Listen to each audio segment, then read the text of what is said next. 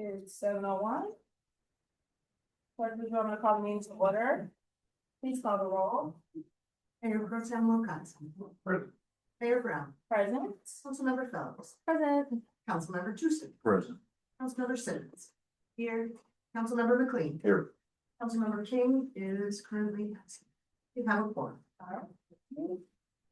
Folks feel ready to go?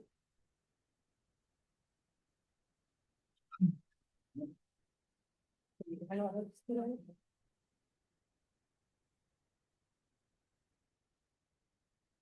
All right, I will entertain a motion for agenda approval. Support. Moved by Councilmember McLean, supported by Councilmember Tucson. We were offered some items to be moved to a consent agenda. Those are A, G, I, and J. I'm sorry.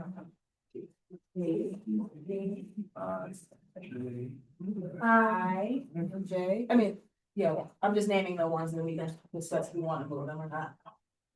So, yeah, I support moving those to the consent agenda. So. What was it? Item B. Not C, item B. Item D, is something council doesn't have to vote on because it's, just bylaw procedures for the planning commission, so I suggest just removing it. Yeah, I was gonna do that separately. I'm working on the consent agenda and then removing that next. That's it. Or we can do it all at once again, so. Our folks. Well, that was one of the things suggested to the consent agenda, so. Oh, no, it was just A, G, I, and J. Oh, A, G. So you're gonna remove D. A, G, I. Yep, A, G, I, and J. It's awesome. Okay. Yeah.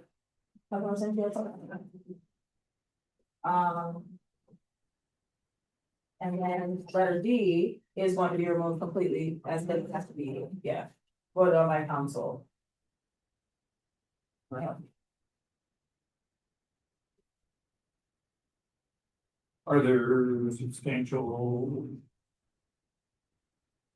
reports from staff on I and J? No, not really. Okay.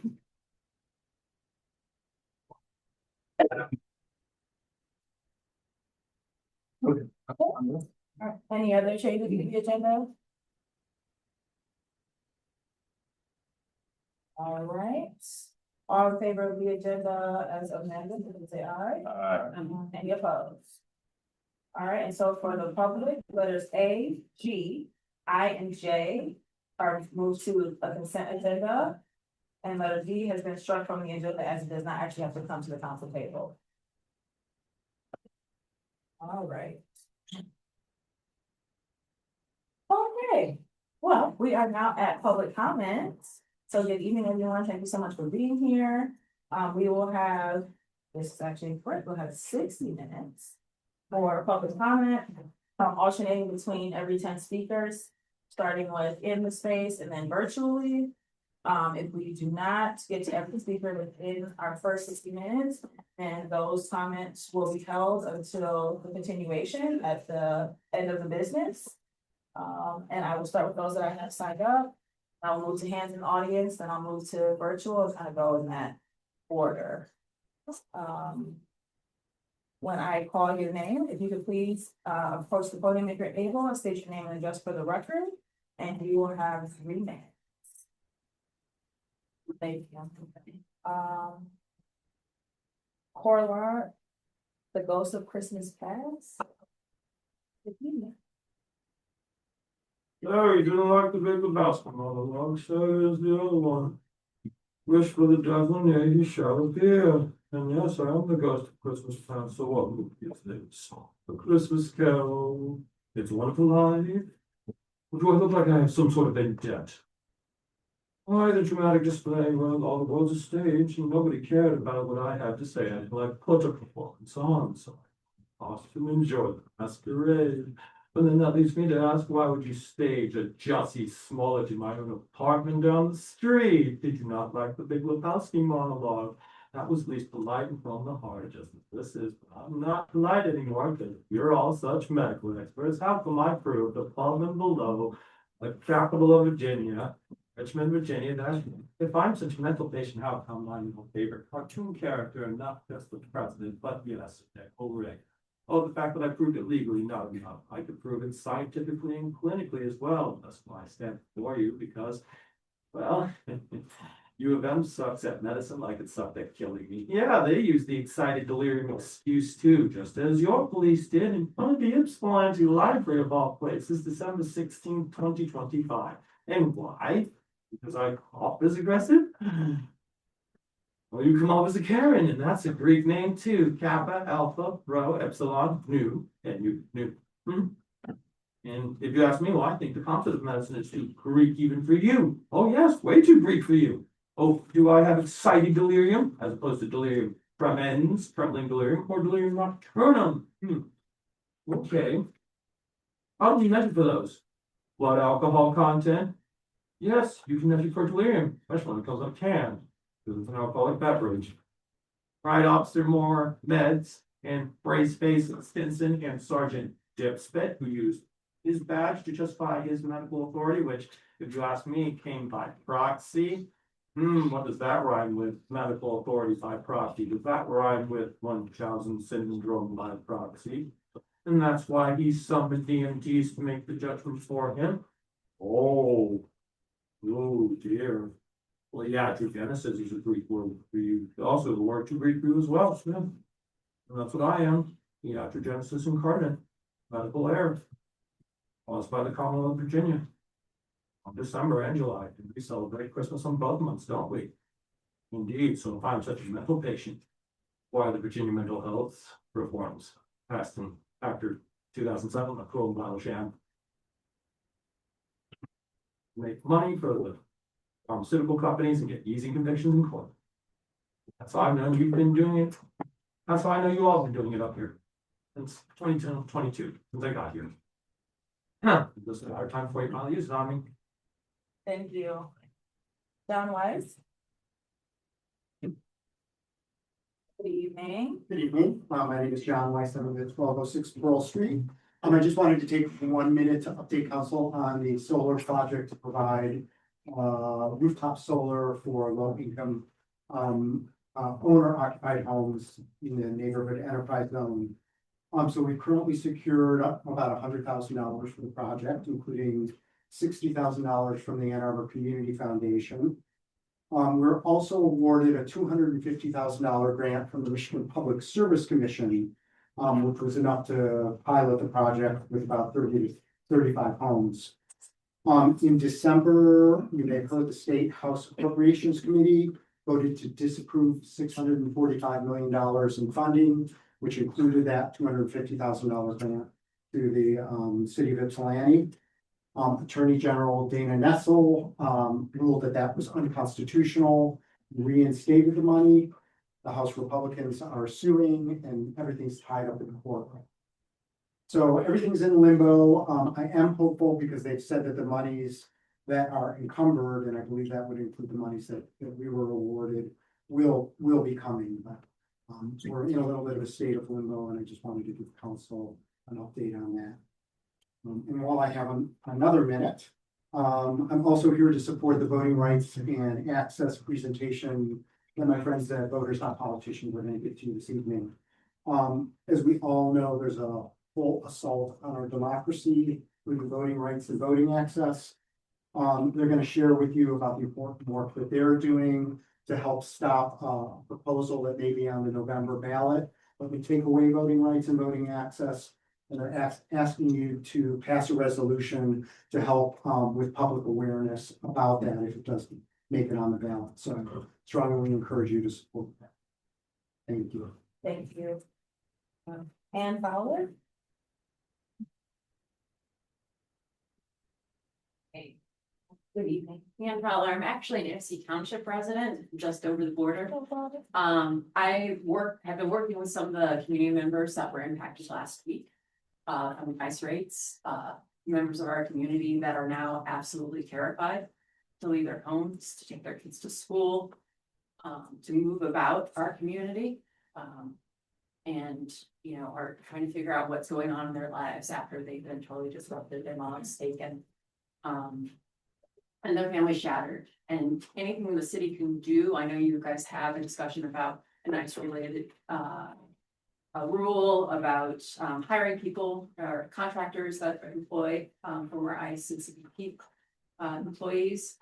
But I would love for you guys to consider a resolution similar to what the county and city of Ann Arbor have recently adopted to ICE off of city properties where possible, to help support this community who's absolutely terrified right now. Thank you. Katie Palmer. I'm Katie Palmer, 1605 Whittier.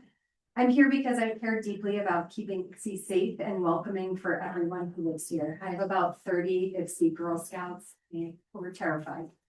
And I'm asking the city of Ypsilanti to push further than just the Ordinance K that's going to be presented today and publicly affirm alignment with Washtenaw County ICE-free policy, and to take concrete steps to ensure that city resources, facilities, and personnel are not used for federal civil immigration enforcement. This is not about party politics, it's about community safety, trust, and local values. When civil immigration enforcement operates inside local spaces, people stop showing up. Victims stop reporting crimes, workers avoid medical care. Parents fear school drop. Law enforcement leaders across the country have warned that when local government become entangled in civil immigration enforcement, trust erodes and public safety suffers. Public safety depends on trust, not fear. This is a matter of local law and local authority. Our local government is not required to use their personnel or resources to carry out federal programs, including civil immigration enforcement. Ypsilanti has the legal authority to decide how its buildings, property, and employees are used. Courts have made it clear that granting access to non-public spaces or holding people without proper judicial warrants can expose local governments to serious Fourth Amendment liability. That's why jurisdictions across the country, including Washtenaw, have adopted clear, lawful boundaries. Aligning with Washtenaw County means stating plainly that city staff will not voluntarily assist with civil immigration enforcement, that city-owned or city-controlled facilities will not be used for that purpose, and that access to non-public areas of our city property requires a valid signed judicial warrant or court order. These policies do not obstruct federal law. They simply define how our city governs itself and protects residents' access to essential services. I urge the city to establish clear limits on civil immigration and enforcement activity on city property, support voluntary safe spaces or ICE-free signage for business and organizations, encourage faith groups, nonprofit, community centers to declare themselves safe spaces, partner with local organizations to provide know your rights education and support for workers and small businesses, and support efforts to end Willow Run's use as a hub for ICE charter flights. No matter our politics, we all want safe neighborhoods, children who can attend schools without fear, and residents who can seek help when they need it. Aligning with Washtenaw sends a powerful message that IPSI values safety over fear, constitutional rights over intimidation, and community over enforcement tactics that tear families apart. ICE is not accountable to IPSI residents. You are. Thank you all for your time and service. Thank you so much.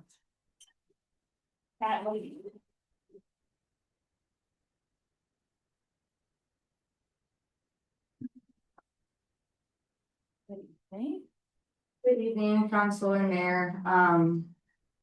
First, I just want to alert folks that I did resign from the Human Relations Commission as the chair and a commissioner. Part of which a lot was due to a lot of obstruction of trying to actually promote equity work in the community and in the city. I've never really been quite sure, to be quite honest, who is leading the head of the snake. It's been really hard to kind of assess that even from the inside.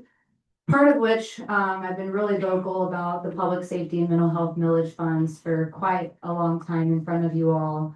And so while on that commission, I felt really inspired to bring up the concerns there, to be able to see where those funds have been spent, even though I know where they've been spent, because it's public record.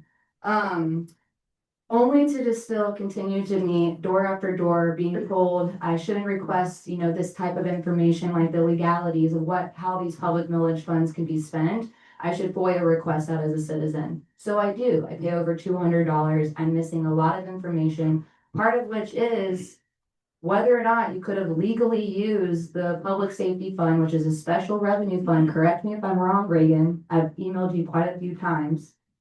How can that be spent on debt relief and capital improvement funds when we have literally people dying in our community? We had a whole response at the last January 20th meeting where I heard you, Councilmember McLean, say you never want to see this again.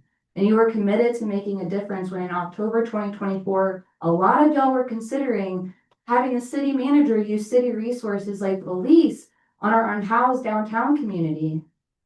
And because this helped it happen in a predominantly white, wealthy neighborhood, the responses were committed to do something. We hear the concerns. This has been happening in Sycamore Meadows, Sugarbrook, West Willow, and no responses then. Our unhoused community, we're in active crisis. So again, where is this over $500,000 that seemed to be there in the last fiscal budget, but is not there anymore? Where did that go? I've been asking this question. Please use that money to help our community.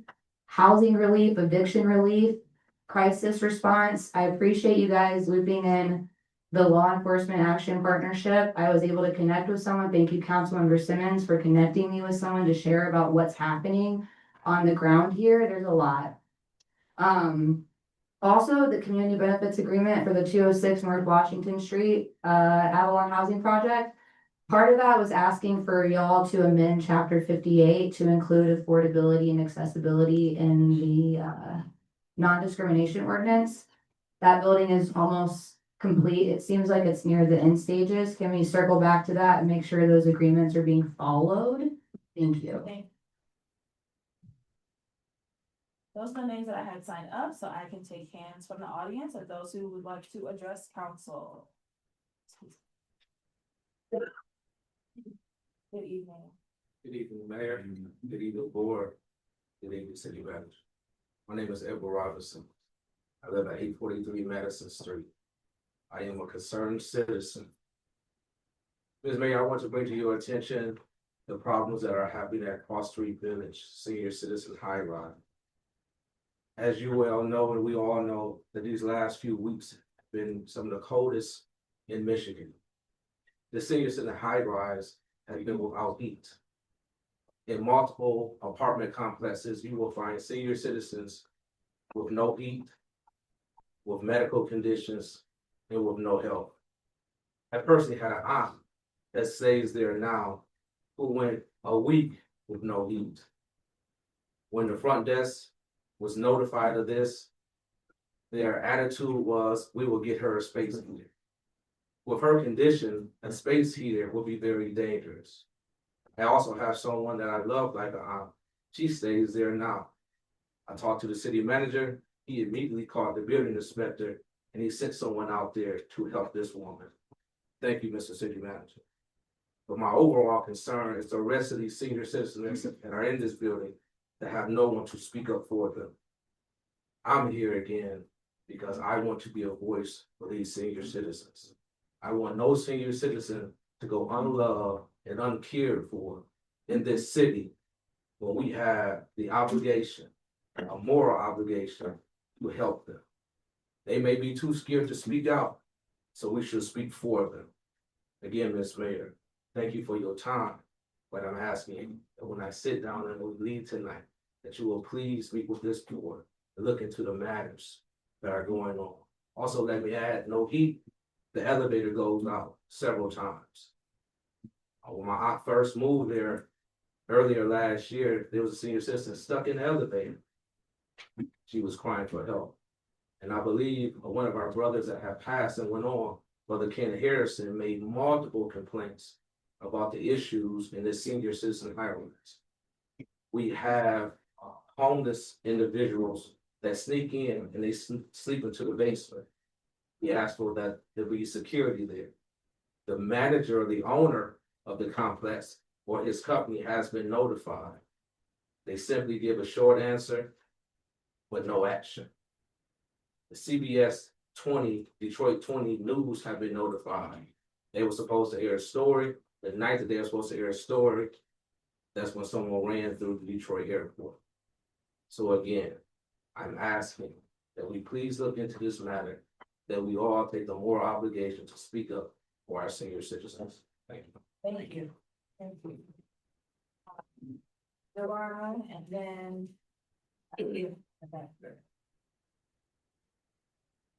Mayor, after this, can I suggest going to the Zoom because we did have two that signed up before we took hands. Okay, it's 10 in person and then Zoom, so. Wow, true. So whatever. Oh, you're one of the ones on the Zoom? Okay. All right, Okay. that's right? I was, yeah, so, I'm omniscient. good, thank you. Good evening. Hi, my name is Deron Witherspoon, Senior, CEO of Power Peaks Enterprises. I ain't come here to hold y'all long. I just want to look y'all all in the eye and tell you how proud of y'all, how y'all been handling this adversity with these major crises that's been going on in our actual community is right now. That's getting a lot of media buzz and stuff like that. And I know a lot of pressure comes to having to do the right thing or say the right thing. So I want to let y'all know I'm proud of y'all. Thanks for y'all representatives, swinging proud like that. Especially when it comes to that ICE stuff, all that stuff. And I also, this became abreast of the situation that's going on with the development things for Waterworks Park. So I'm asking y'all help to help me figure out what I can do as a community leader to make sure that we keep the actual residents here abreast of what's going on. So we can find get more advertising or something to the meetings that's going on with it. We can be more let our voices be heard a little bit more. I don't know a lot of people don't know that U of M trying to buy the park and kick us out of here from the south side. That's how I feel. So I want the park to stay how it is and stay for Ypsilanti residents. That's gonna let me stay. Thank you. All right. City Council, thanks for letting me speak. Peter Finney from Ann Arbor, and I'm here to speak in favor of the voting rights resolution you guys are considering. And I see we got a clerk and a former clerk here, so maybe I should just talk to them because this stuff with, it's a right-wing fever dream trying to tackle elections. I'm sure you're all familiar with what happened in Fulton County where we seized the ballots. There's a concerted attack on democracy. Let me just bring it down to the clerks. Got a couple. If I had to show you a document, say that I'm a citizen, maybe, I'm not object to that, but do I have to show you every time I change apartments? Because that's what this petition that was put, this rule in the amend the Constitution, state constitution, that's what it says. If I register, I've got to show you proof of citizenship, and it sounds okay until you realize I got to show you every single time. Can you please just write it down? If there's any burden that needs to be managed for the 10 million people in Michigan, we should centralize that into your qualified voter file. Put in the database, you guys can keep track of, just like you keep track of everything else. The reason they've written it up this way, putting burden on us, is they don't want us to vote. They want to make it as hard as possible for people to live in high transient housing districts where you change in your apartment, you got to register. To terminate that as hard as possible. Change your last name, hyphenate, take your spouse's name, you're going to have to show the same thing again. It's obvious that the goal is to depress voting in cities like Ypsilanti. Appreciate you guys taking that resolution up. Do you already think? Good luck. Thank you. Thank you. Mr. Tucson, and then I see it. No, Mr. Tucson, and then I see a hand back here, and then I have to go online for a bit, and I'll come back to you. All right. Good evening. Need to City of Ypsilanti. When I've approached the microphone, henceforth, you will always hear me supporting the police chief of the city of Ypsilanti until other folk catch on. When they catch on, I'll stop supporting because that'll be all we need. You got everybody now. The reason I say that because for 4 decades, I've been right in this chamber here talking about police and police services, talking about police chiefs and administrative bodies that we've had. And I know firsthand what it's like and what it is and what it was. And this gentleman has a chance to bring dignity and respect back to the city of Ypsilanti so far as the police department is concerned.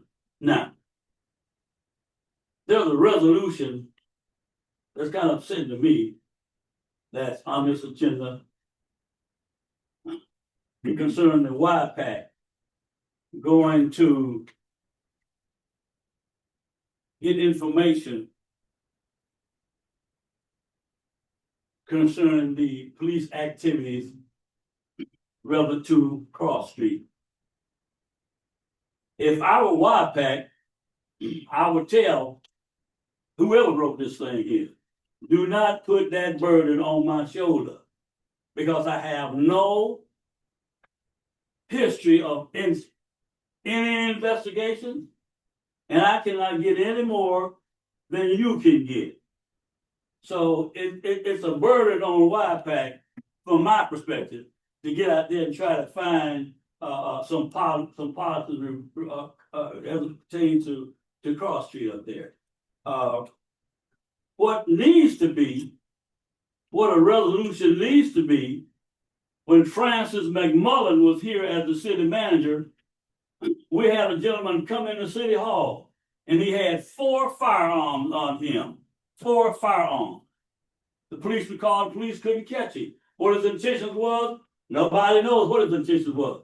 But you should be putting some kind of resolution in place for your safety. Because you know y'all have a whole lot of people that's coming into City Hall here off the rocker. So you need some kind of protection for yourself. I ain't worried about me, but you need some kind of protection for yourself, because you all are the ones that they always yelling and screaming at about what you should do, what you shouldn't be doing. So put that resolution, some kind of resolution for safety's sake. Now don't let me have to come back here and tell you I told you so. Now I'll do that. Thank you. Please,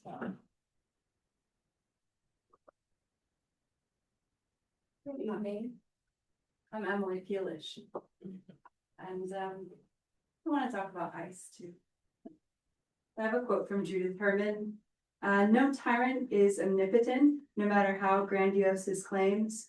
The regime of tyranny cannot be maintained without the active complicity or passive acquiescence of many other people.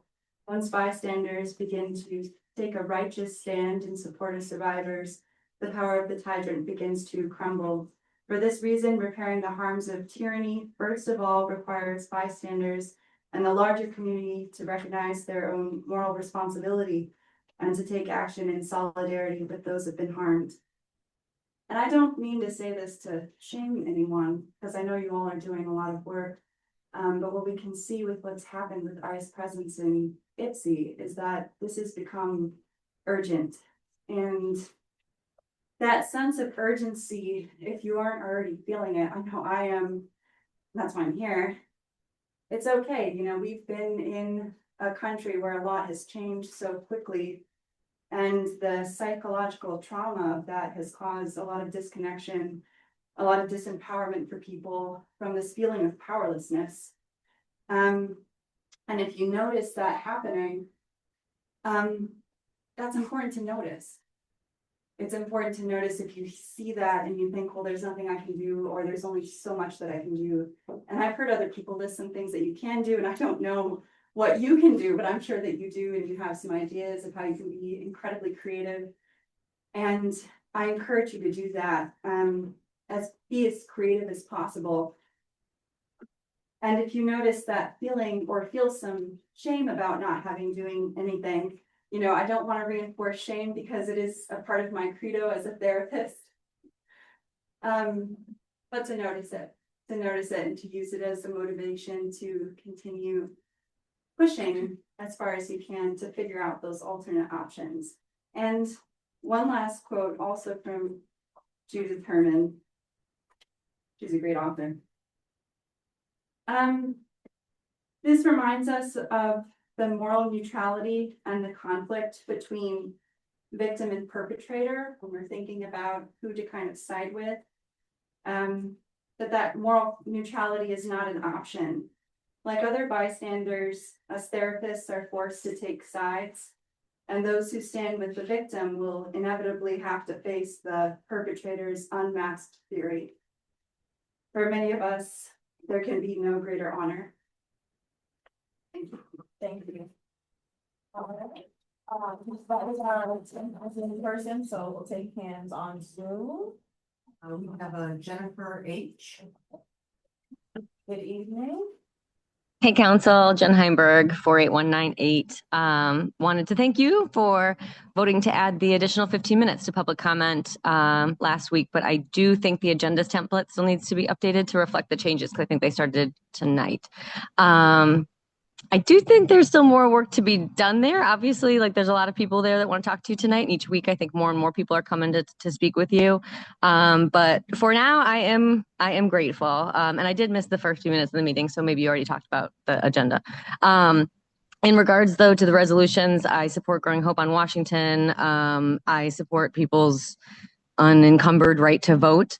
And I support Resolution 28 as regards to the Cross Street investigation. But speaking of Cross Street, I want to talk about last week because I do agree that not everyone on council had the same information, but I don't agree that that was okay. And knowing that this resolution was on the agenda and how the incident like kind of rocked the neighborhood, I think that council should have come more prepared. But that said, I do not place the blame at the feet of the people that didn't have all the info. I place that squarely at the feet of members Wilcoxon and McLean, because this is your ward and this is your team. And you were walking into a team meeting in front of the public and you let these women and this man come in unprepared, knowing again that this would be a hot topic. Like there's a reason you moved it to EMU. You said it yourself. You knew people were coming. So the idea that you let this council go to that like building without proper preparation is disgraceful. And I said so much in an email that I sent to you from my seat at council, but it bared repeating out loud. So, and FYI, gentlemen, it is wholly unsurprising and no longer acceptable for the two white men on this council to be the least pushed to action and urgency when it comes to state violence against the community. Thank you. Thank you. We have Marley next. Good evening. Hello, this is Marley Higby, 704 Hemp Hill. Mainly I want to talk about the Cross Street thing, but before that, just resolution about restricting ICE agents' employment. I'm curious why you have it's January 20th, 2024, and that is a hiring date for it. Like ICE has been like doing these atrocities for decades, and I think like just removing the statute of when you're employed as ICE like it makes a lot more sense rather than arbitrarily having a deadline based off of who the president is, because ICE has been doing this like under like every administration since at least 9/11. Though the main thing I'm here to talk about is, well, I support that there are some efforts being made like into investigating the Cross Street siege, and I urge you to pass this resolution, but I also urge you not to wait until like this report has came back and like everyone has, or at least a lot of people have sort of forgotten about it before like taking some actions. At the last council meeting, you mentioned that there were verbal commitments from the fire chief and police chief not to use fire hoses in law enforcement in this way. So I urge the council to, at the very minimum, like put on the agenda, like codifying like some ordinance to prohibit that sort of thing from being done, rather than just relying on like what someone says their policy is. Thank you. We have Colton Ray. Good evening. Yeah, good evening. My name's Colton. I live in Ward 3 of Ypsi, have for over 5 years now. And I wanted to express my support for the proposed like connector survey with the D2A2 and accessing transit needs. I know that currently there are EMU students who live in Ypsi that go out to Ann Arbor to take the Ann Arbor to Detroit bus so that they can go home and visit family. And so having a stop in Ypsi would be incredible. And I think honestly, it could be a partnership too with between the city and Eastern, possibly. Um, Eastern already provides a certain number of free bus passes to EMU students. So there's a possibility. I know it's further down the road, but just throwing that out there. There could also be increased work opportunities for folks who live in Detroit, for folks who live in Ypsi. More transit is a good thing. And also, uh, people just take it for fun sometimes too. And that's also, we need to have fun as well. I also support the proposed ordinance around ICE to bar uh, employment within the city. I think that's I hadn't I haven't seen that as a proposal in other areas. Maybe I just haven't paid enough attention, but I think that's a great idea. And on that point, which also connects to the siege on Cross Street that impacted Reuben, and the rest of the folks who lived in that building. Uh, Again, I was at council 2 weeks ago and mentioned that I used to live in Livingston County growing up, and Livingston County police forces were very much present during the siege. And Livingston County police forces also have a abysmal policy in regards to interactions with immigration enforcement. They are essentially the complete opposite of a sanctuary county. And so bringing in their police forces, again, for many reasons, does not make Ypsi safe. It makes Ypsi residents subject to militarization, subject um, to potential kidnapping. Sorry, thank you. Mhm. I have the juice. Good evening. Good evening, Council and Mayor. After attending the Water Street RFQ committee meeting, I just wanted to give some input regarding some ongoing conversations. Overall, I think there's a disconnect between how city officials think about Water Street and how many residents think of it. From previous budget conversations, my general sense is that the city's general fund balance is projected to trend downward over the next few years. I think developing and getting tax revenue from our main undeveloped piece of land is one of the city's hopes to mitigating this trend. And I think people do understand that the land needs to get developed in some way. But the perspective of residents, it seems, is that there are questions that are more in the now and in the need for housing, meaning that, there are people who are currently sheltered at Water Street with very few resources for other places to be. Developing that land without a long-term plan for taking care of them does not seem very thoughtful. And further, the pressing need for a permanent shelter in Ypsilanti should, I think, be considered as part of this whole deal. If you polled the entire city now, I do think prioritizing a shelter at Water Street would be very high priority. I think one approach to bridging this gap between the city and its residents is more communication by the city regarding its fiscal situation and why this feels so dire from the perspective of city government. I really liked the mailer that was sent inviting community members to the RFQ meeting. How much did that cost, by the way, to print and distribute those mailers? I ask because I wonder if this gap can be filled, by communicating, regularly, perhaps annually, with such mailers with like relevant information. How has the fund balance changed over the last year? What are the projections for the coming years? What are the budgets for the different departments this year? How much is being funded through our taxes? How much is through grants? In general, I think city residents would like to hear more information communicated to them by the city. Thank you. Thank you. Next on Zoom, and is everyone on Zoom? Right, we're back into the audience. You've been waiting. Good evening. Jeremy Haley, Ipsy Township. If you're mad, upset, angry about things, about what someone did or they are doing. And you go, you know, I'm gonna write a big long letter. And I'm just gonna send it to them. And say it's to like an employer and you work for an employer.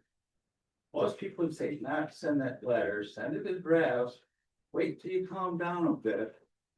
Then reread that letter and rethink you should send that letter. And that's kind of what I feel is going on with that resolution with ICE. Everybody's upset, angry, mad, trying to figure out what the hell to do. Let's just start throwing stuff, see what sticks. Everybody can agree ICE is facilitating removal of people from our country. We can all agree on that point. What I'm asking is you take a step back and look at it. That is a slippery slope. You want to prohibit certain people from being employed from this, because they're associated with that. Example. You all recently approved a resolution for data centers saying how much you don't like them, right? Would you write a resolution saying you won't hire any contractor, IBEW, piper, pump fitter, HVAC person associated with building the data center in Saline? Would you? It's the same road. They're just facilitating something that you don't like. Some people say, no, it's not. It is. It's the same moral line. Because you're prohibiting somebody from working. Because they're associated with that. Would you prohibit those people from working or associate with doing work with the city of Ipsy because they're helping building the data center in Saline Township? How about when they start building one in Ipsy Township? I was just, a lot of those people are going to be local. So I think this resolution is not coming from a good place. It's coming from a place that you all should take a step back and rethink of how to go about it. Because you can't just fire people from things from their association, then anybody can do that to anybody for any justification. I thought this country was done with that shit. Sorry. Okay? And that's what this resolution does to me, is it takes us a step back. You guys want to be taking steps forward, so please rethink this resolution.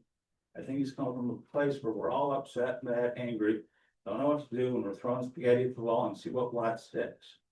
Okay? So just please take a step back and look at it from a different point of view. Thank you. Is there anyone else in the audience who would like to address council? Please come.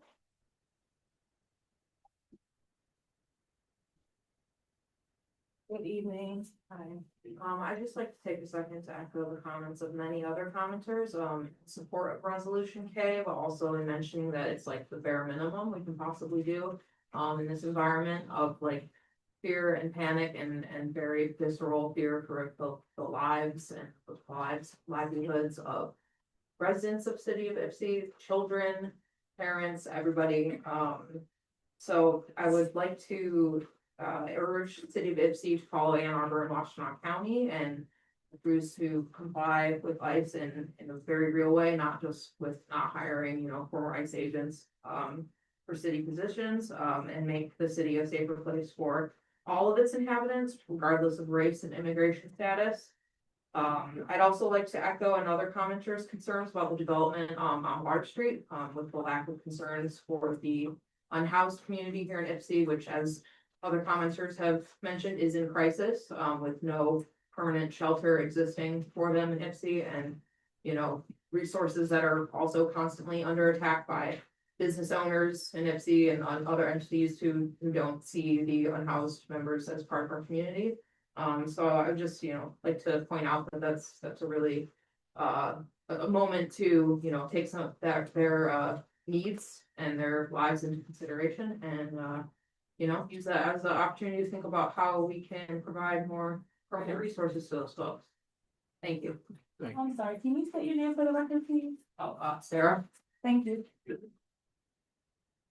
Is there anyone else who would like to address council?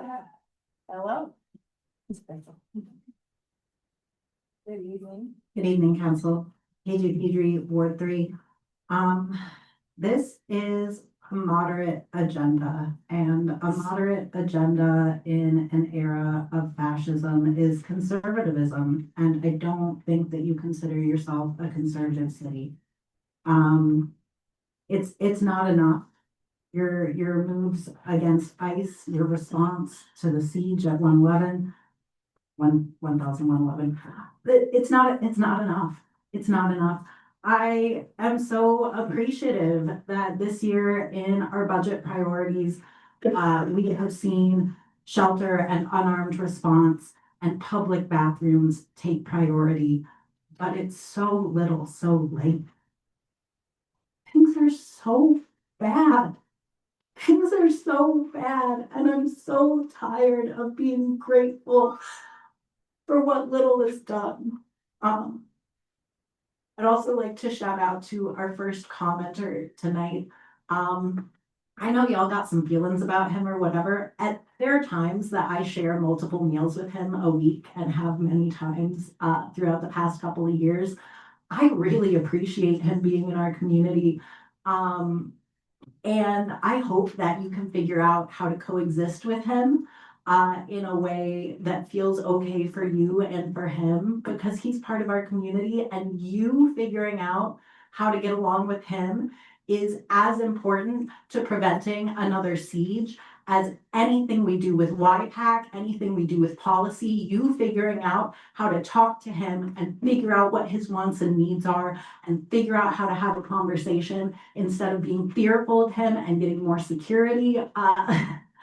Figuring that out is how we approach this from the bottom up.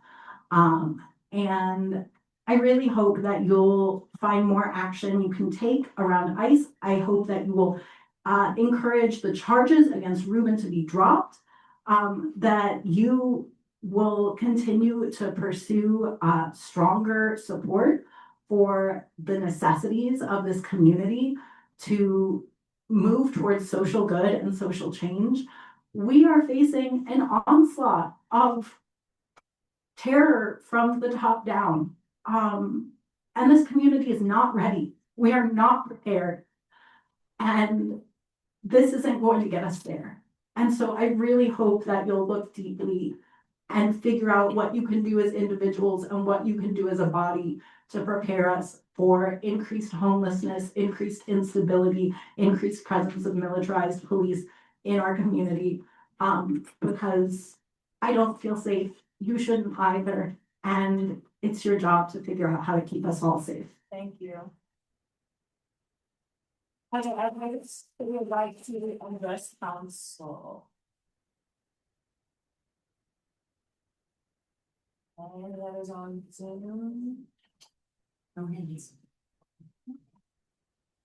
Oh, seeing none, then we'll close public comment. Thank you everyone for your comments. There is a lot that you want here. Lots of questions to ask, and city manager specifically, you were just about to get up, I'm sorry, but I would love to get information on Parsley Village. Yes, I mean, you don't. Yeah, I could give council an update. Okay, thank you. Oh, Councilmember Simmons? Are you done with your? I was kind of processing in real time, so. Okay, cool. So I just had a couple of quick things too. I'm glad you brought up the Cross Street Village piece. The speaker, I wasn't sure if he said something about there's a committee or something. I wasn't sure if that's what he said. For Cross Street Village? Yeah. I think it's a committee. Wants the mayor to speak to something. Yeah. Oh, like we're okay. Because I was gonna say I'm interested. I know that we had heard about the heat, and I know I asked whether it had been restored, but I wasn't sure. So I didn't know if it's still out. Yeah. Based on my follow up. So yes, that was one of my things. I also wanted to say the follow up. So from that first speaker, I try to capture like the information, and I know when we have had things to look into kind of the video evidence of certain things, like it sounds like one, gave kind of a date, December 16th. In front of the library. We probably can get some more of that specific information. But I did have that to ask for that to be a follow-up, to look into that interaction. So I wanted to put that forward.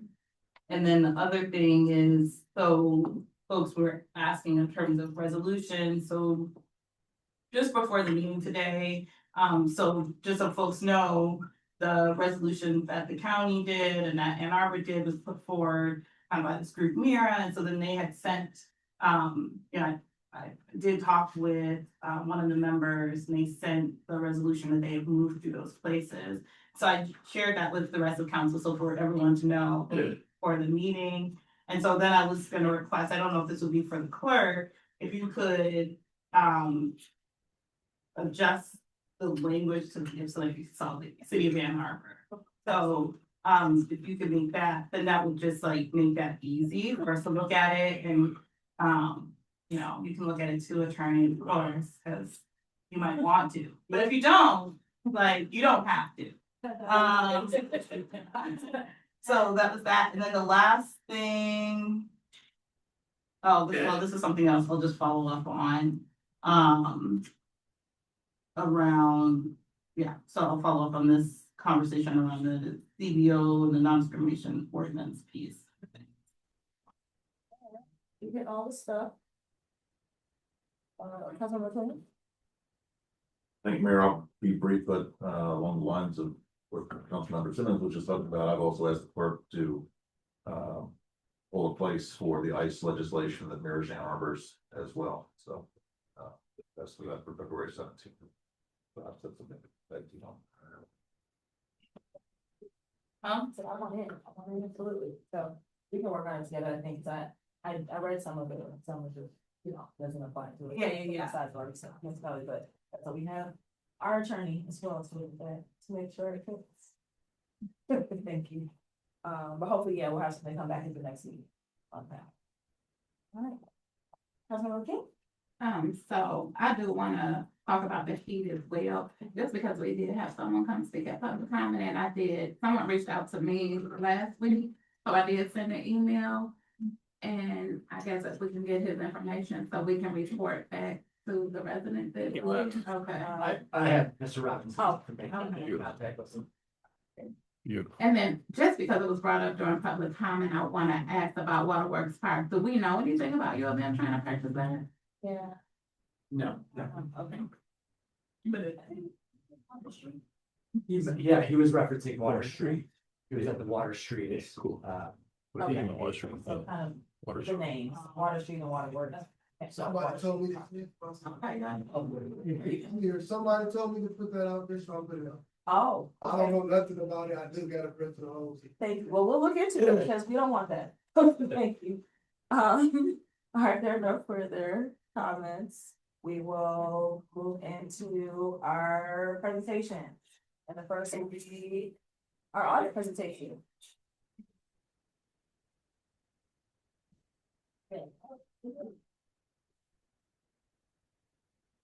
Good evening. Good evening, Mayor, and good evening, Council. So tonight, our independent auditors from Clark Schaefer Hackett are going to be presenting the results of their financial audit. So the annual financial report is available by the entrance of council chambers, and it's also available on the city website. So they will summarize their findings and provide their independent opinion on the city financial for the year end June 30, 2025. I'll now turn over to Emer and Coach from Clark Schaefer. Thank you. Council, before you get started, I did resend the audit to you. It was previously sent on July 19th, but it should be at the top here. Thank you.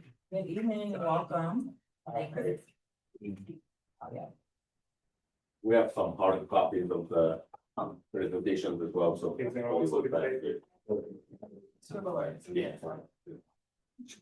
I think right now. I just sent the link, so. Yeah, it's just it's gonna take you to the website and then it's at the top. Thank you.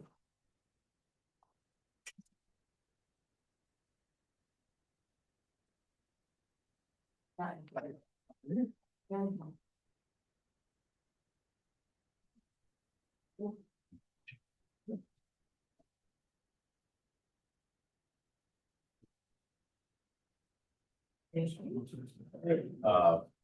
I just wanted to remind you, my name is Amr Laskari. I'm the signer and responsible for audit.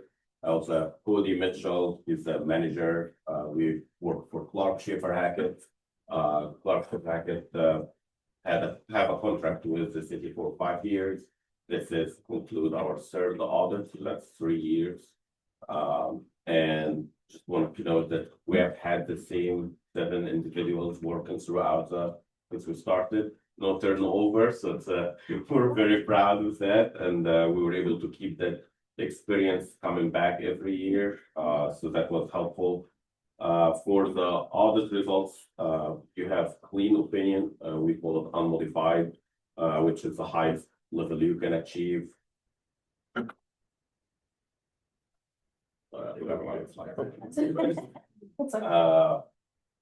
So yeah, we it's the highest opinion you can get. Financials are clean. There is no findings.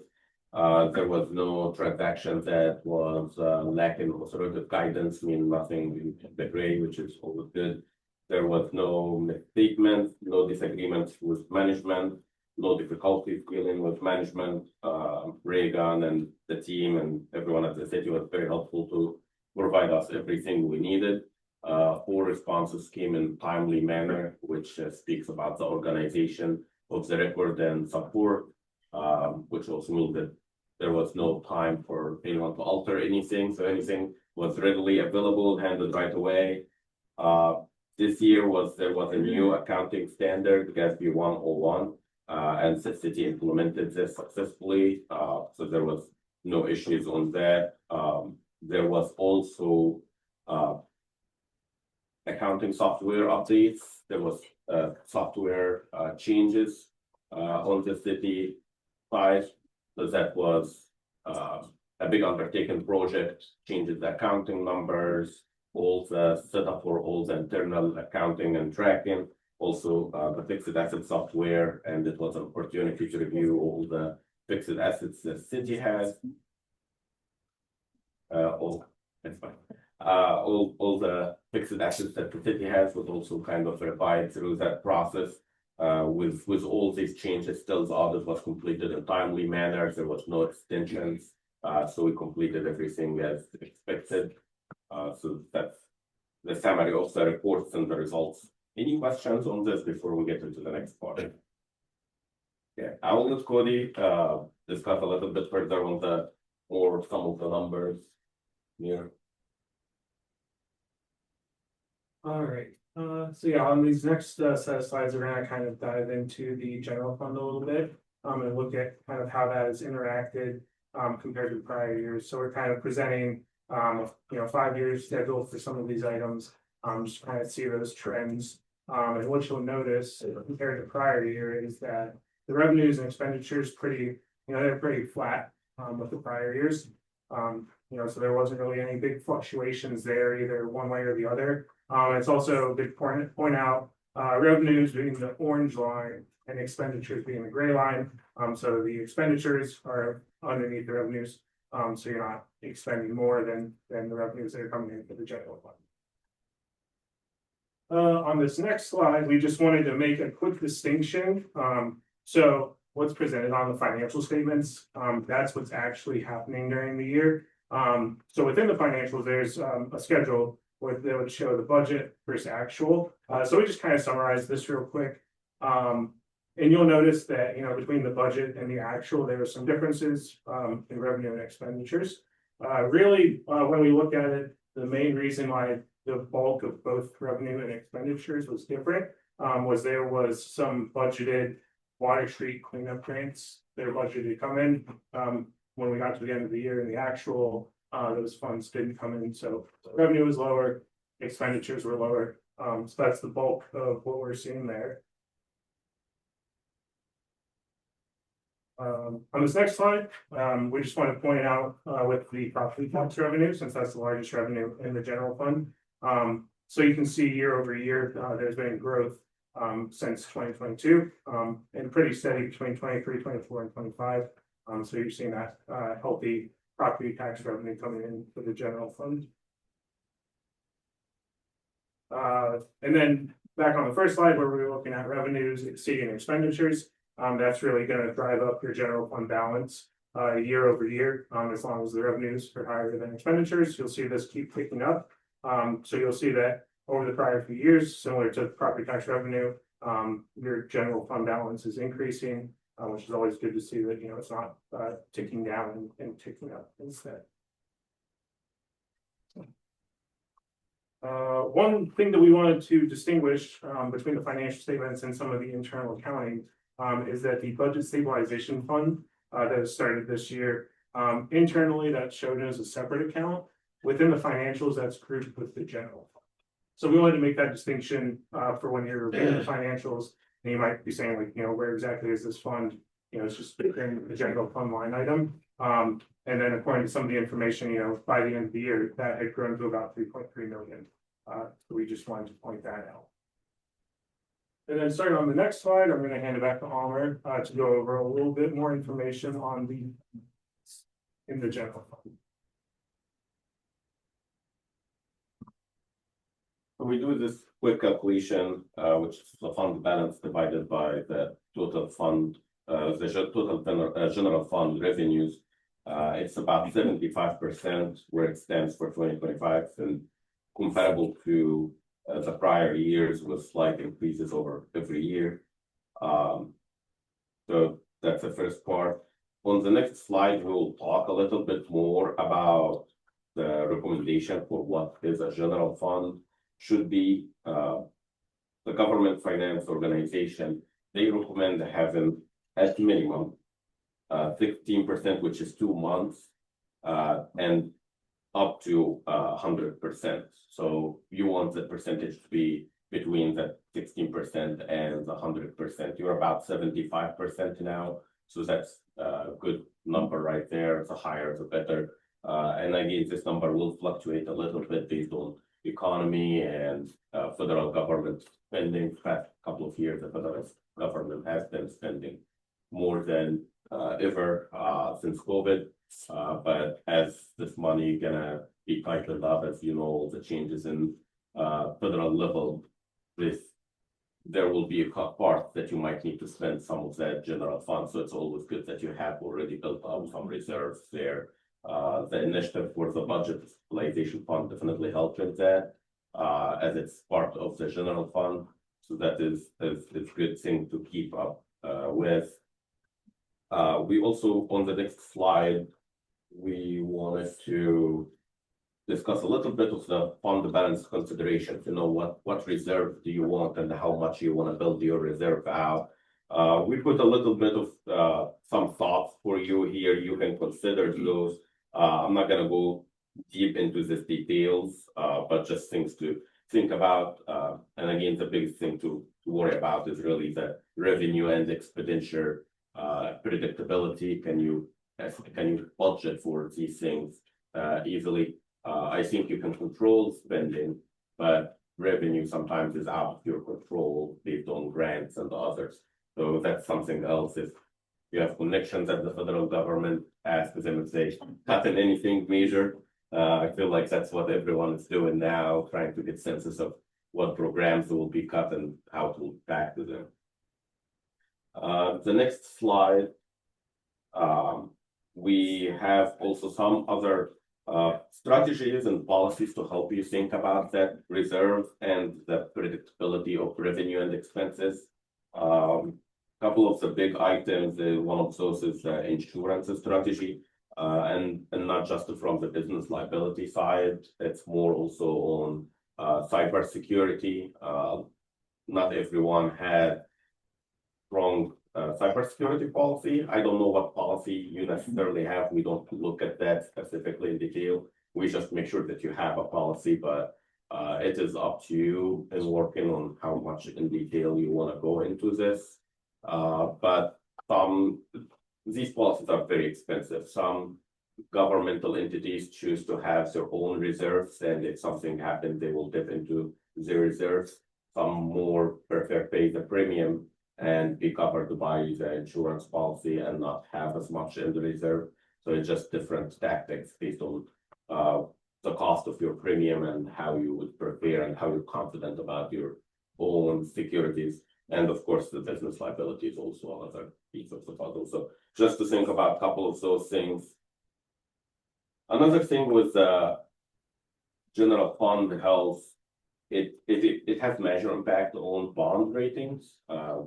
I don't know if you're necessarily concerned about going to get debt anytime soon, but it's always nice to know that you have good bond ratings. We got you a piece of the calculation from Moody calculation here to determine the highest ratings. Having a healthy fund balance is 30% of the calculation. Of course, it's not everything. They also have some other metrics like population, how many people in the city limit and things like that. But that's 30% is pretty heavy part of the calculation. So so far you have a reasonably healthy fund balance. That's good. I would try to keep it as much as we can. On the next slide, the pension funding.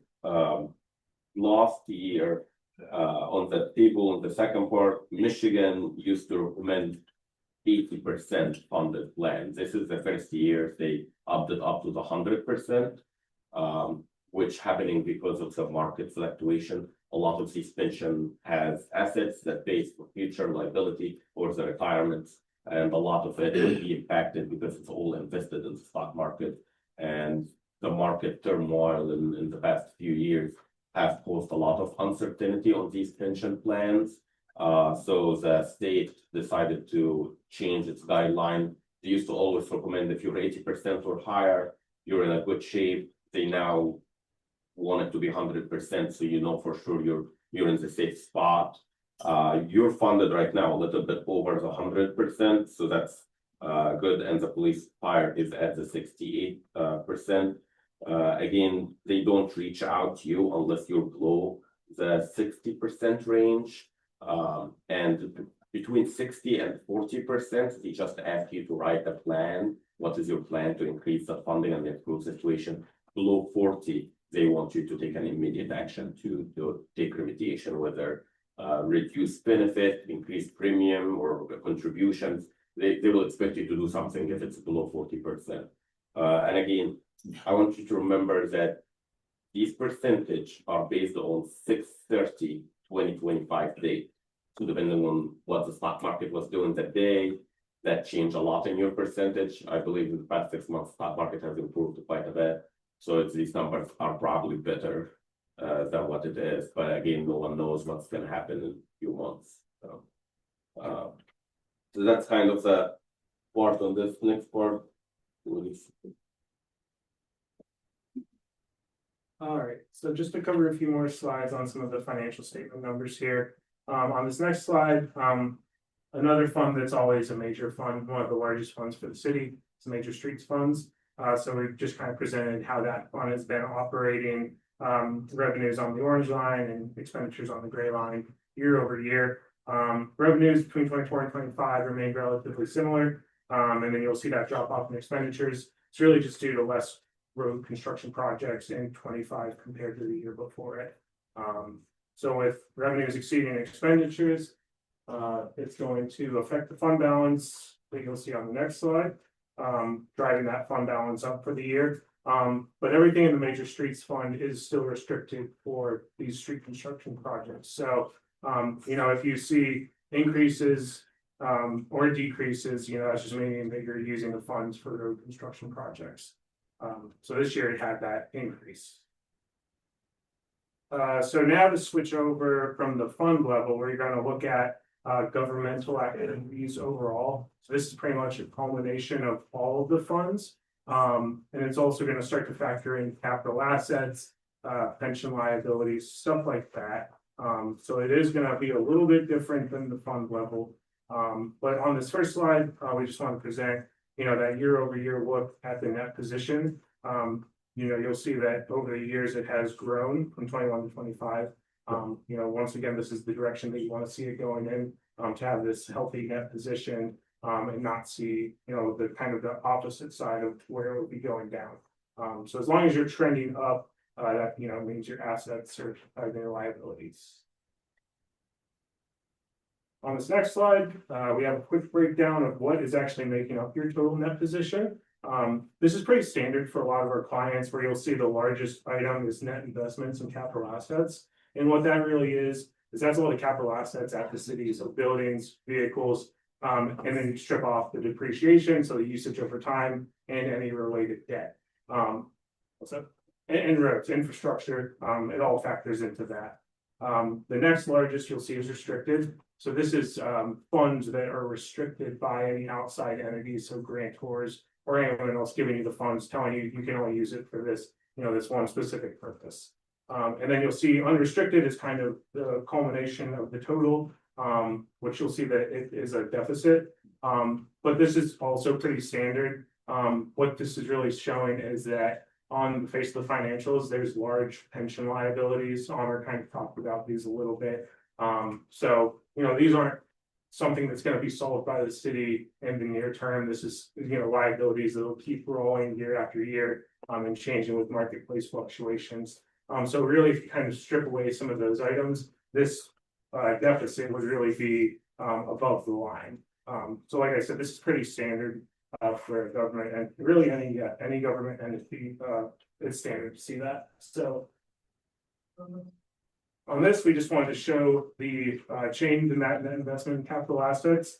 So what you'll see is that year over year, it's still increasing, which is good. That shows that you're, adding additions to your infrastructure, vehicles, all this kind of things. And you're not seeing where it's kind of going down, where you're kind of holding on to old assets and they're all depreciating. So it's always good to see that net investment in capital assets pick up as well. And then on the final slide, we just wanted to present total governmental activities, revenues, and expenses year over year. Revenues being orange, expenses being blue. So what you'll see is the revenue is remaining fairly similar year over year. You will see that there was a large kind of a decrease and then an increase in expenses.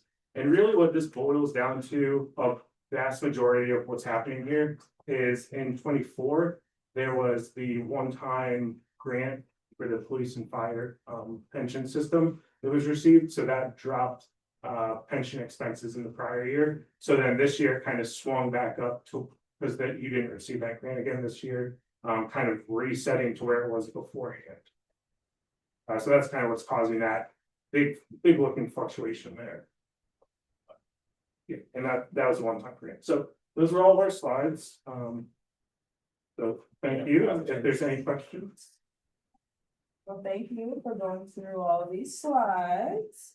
I'll open it up for questions from council. Councilmember Simmons. Just one quick question off of this last slide that you were just talking about in the conversation about the pensions and the grant. So kind of seeing these expenses, they kind of rise up from where they were before. Should we expect that this trend will continue, right? That each year these pension costs will kind of keep pushing this expense line up more and more. So let's say you're comparing 23 to 25. 25 is higher. The pension expenses is part of it, but that's like all the other expenses as well. Inflation in general, that we project that expenses will continue to keep going up with inflation. You mean nobody's gonna get cheaper? Not that I'm aware of. Thanks. Okay.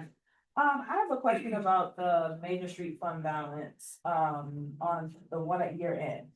So, and this might be for staff rather than for them, but it was described that there were less projects maybe, and that's why the fund balance was increasing. But it feels like we had a lot of things going on. So were there other like revenue streams that were covering these costs for some of those partnerships that we've had, or why we didn't spend as much? Well, I think probably answer this better. Okay.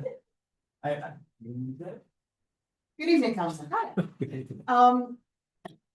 The way road construction works is usually we do a project in one year and then not a project in the next year.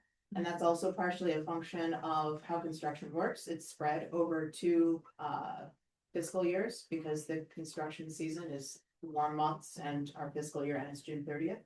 But with some of the larger projects, it's also a lag in the MDOT billing. So for our projects like Harriet, Huron, the bridges, all of that goes through MDOT and then MDOT sends us a bill. Except for what we contract directly with OHM. So on those larger projects, those big one-time spending things, that there's a big lag there. And we've also been pretty decent in grants lately, so. I want to talk about that, and we've been getting money in that's not ours to spend. We love that, we love that. Thank you. Thanks for follow up this. Sure. So looking at this chart, how the revenues for 2025 compared to the commitments we already have for 26. On the last page? Yeah, page 4, slide 14. Oh, 14. I have not looked at their source data. Those are the projects that will be. Oh, yeah. Now that we're gonna be spending more on that. Yeah, so this doesn't include some other expenses. One of the things that was on your consent agenda tonight was Cornell, which is coming up in 2027. This is fine. I mean, Hawkins to Hamilton, we have 250K budgeted. First and Hawkins, 250K budgeted. Most of that is in the process of being spent. We're just gearing up on Hawkins to Hamilton. That's really mainly going to be spent in 26, 27. With some going into 27, 28. The Cross Street Bridge, we have a significant amount budgeted. Or I guess not in this fiscal year. No, in 26, 27. But we're not gonna be spending it because of all of the grants that we've got. So, That's the. yeah, no, That's something like that. and then Reagan's just really good with investments. So. Well, thank you. Any other? Yeah, I have other questions. Okay. On slide 8, there's a ratio, and I'm not quite sure what I'm looking at here. I know it's the year-end balance against the denominator is revenues of the general. What is, so to me, I'm looking at the ratio, and I'm like general fund. What's different about it? So, the fund balance kind of like a for-profit business would replace like equity. So your assets minus your liabilities, that is the fund balance. And that fund balance, we look at it as your cash reserve, or what you have left from the assets after you pay all your liabilities. So what you have left divided up by how much you make every year in revenue, kind of give you an idea if your revenue ended or your revenue was zero next year, you had no revenue, how much in your reserves will have to cover your liability and keep generating the procedure. So right now you're covering about 75%. Once you hit to 100%, it means if next year you got no revenue, you could essentially sustain the city. If you had the same amount of expenditure or same amount of spending as the year before, you can sustain it for 12 months. Which kind of what you like to hear. If you want to be able to sustain, like for individuals, they tell you save about 6 months of expenses. For businesses and cities and counties, they are usually much higher than just 6 months. Also, another thing you have to note, not the general fund is kind of the funds that bail all the other funds. So if you have another fund that rely on grant, and most federal government grants are called reimbursement grant, meaning they want you to upfront the spending and then they pay you later after you're done with the project. So the general fund reserve a lot of the time is used to cover up for all these other funds to pay upfront until you secure. So you want to always have a reserve just in case of the federal government or MDOT came and said, if you resurface this road, we'll give you 5 million. You want to be able to pay that 5 million upfront, fix the road, and then when they see it done and complete, they cut you a check. So kind of that's how it works. You always want to have a decent reserve in the general fund to help you take over these opportunities, or you will miss out. Thank you. I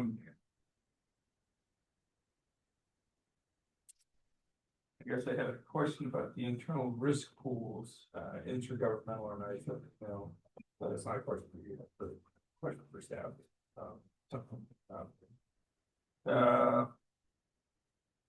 How do you define government activity? It includes a lot, right? Yeah, that's everything we do. Everything we do. Everything in it's a general fund, the streets fund. And all other funds that would be on the financial statements that are covered as governmental. Essentially, you don't have business type funds, so for you, it's everything. The other funds that sometimes they are part of the city, the business type would be utilities, for example, water, sewer, but you don't manage those. Those are different entities. Thank you. Additional questions? Councilmember Payne. Thank you, Mayor. Good evening. Thanks for the presentation. Couple of questions. I'll just go through from beginning to the end. I'm not touching every page at once. Okay. First one is pages 3 and 4. So see the 5-year trend on revenues and expenditures. But for 2025, this is just a clarifying question. I believe these numbers should be derived from the chart on page 4. Is that right? They should match up. So the 21 million plus on the revenue side would be the last dot on the orange line. So what's happening is on the page 4, other financing sources and uses. So there's like transfer ins and outs combined in that line. On this slide before it, the revenue would be including, so like general fund revenues and expenditures, including other financing sources and uses. So those are also getting factored in. Okay. The revenue, the reason I asked, the revenues seem to match up, expenditures do not. Yeah. The expenditures are 19 million on page 4, but they are something north of 20 million on page 5. Yeah, I don't have the breakout, but since the other financing sources and uses, the actuals like 1 million, so negative, so that would be transfers out to other funds. So on top of the 19 million, there would be a portion of that that's being factored into the expenditure line. I see.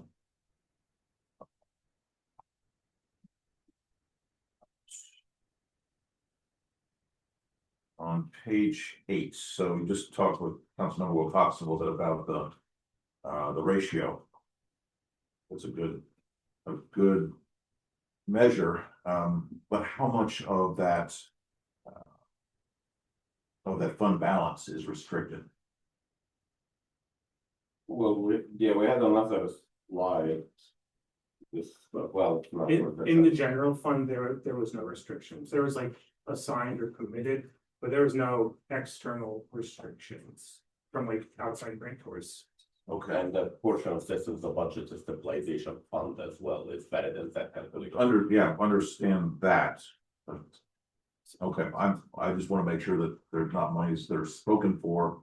Right, so they're in this. Yep, so it's all like committed, so like that budget stabilization is technically committed. So that by kind of, council. okay. But there's nothing outside of the city that is restricting the general fund.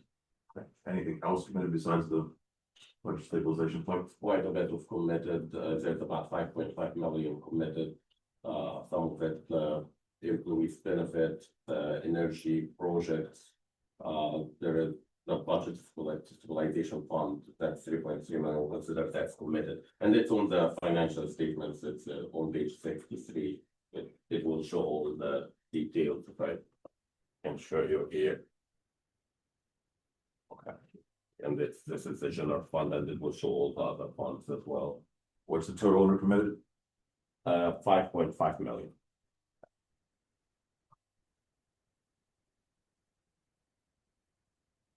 So in effect, is it fair to say we shouldn't think of all of that as available?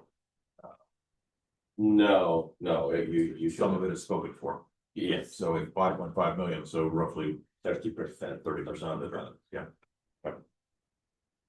that, and.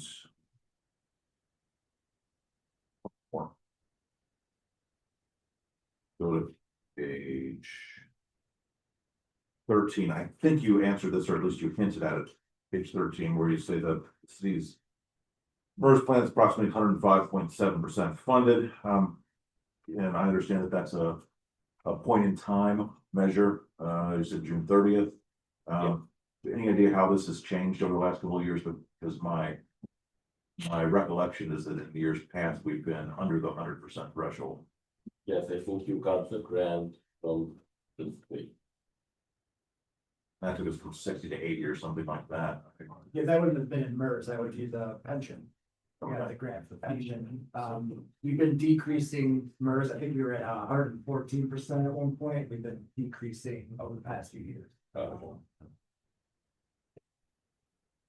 So the reason for the change mostly is for the benefit payments as well as our investments. So if the expected rate of return of our investment is around 7% and we only pay 6%, then that actual report also increases funding.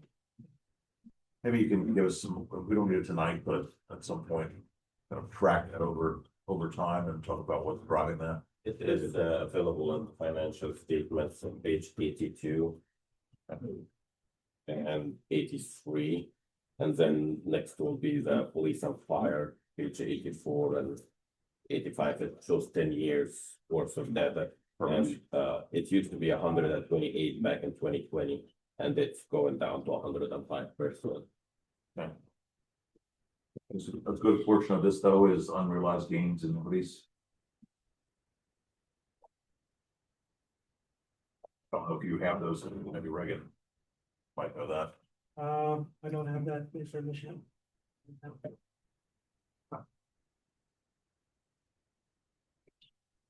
And I think my last question is on page 11.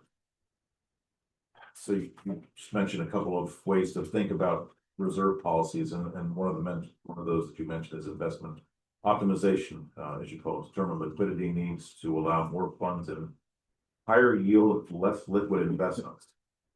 Talk to me about what kind of investments you have. Last night, I spent part of my night, as I do, reading about a pension fund that invested itself in a coffee farm and lost its shirt, specifically $53 million. I will, want to know what you're recommending here. So that would be a discussion you would have to with a financial advisor, but typically private equity has been a competitor in that area. So private equities would be less liquid projects, but they don't have the same challenge of like stock market that's ups and downs based on emotions and politics. And they are very stable businesses, and if you got in a good one, it's gonna be solid. Now you don't want to narrow yourself to just a coffee farm, but yeah, there's some of them would be real estate tax, real estate properties or rental properties or other things like that, and that would be, of course, not the whole portfolio. I mean, I would not recommend anything more than 5% in one particular investment of your entire portfolio, but that's just something to consider. If you're using all your money, historically, a lot of the government were going with CDs because they consider it fiduciary money. If we lose it, we're in trouble, and we have to answer to the taxpayers. So they put everything in CDs.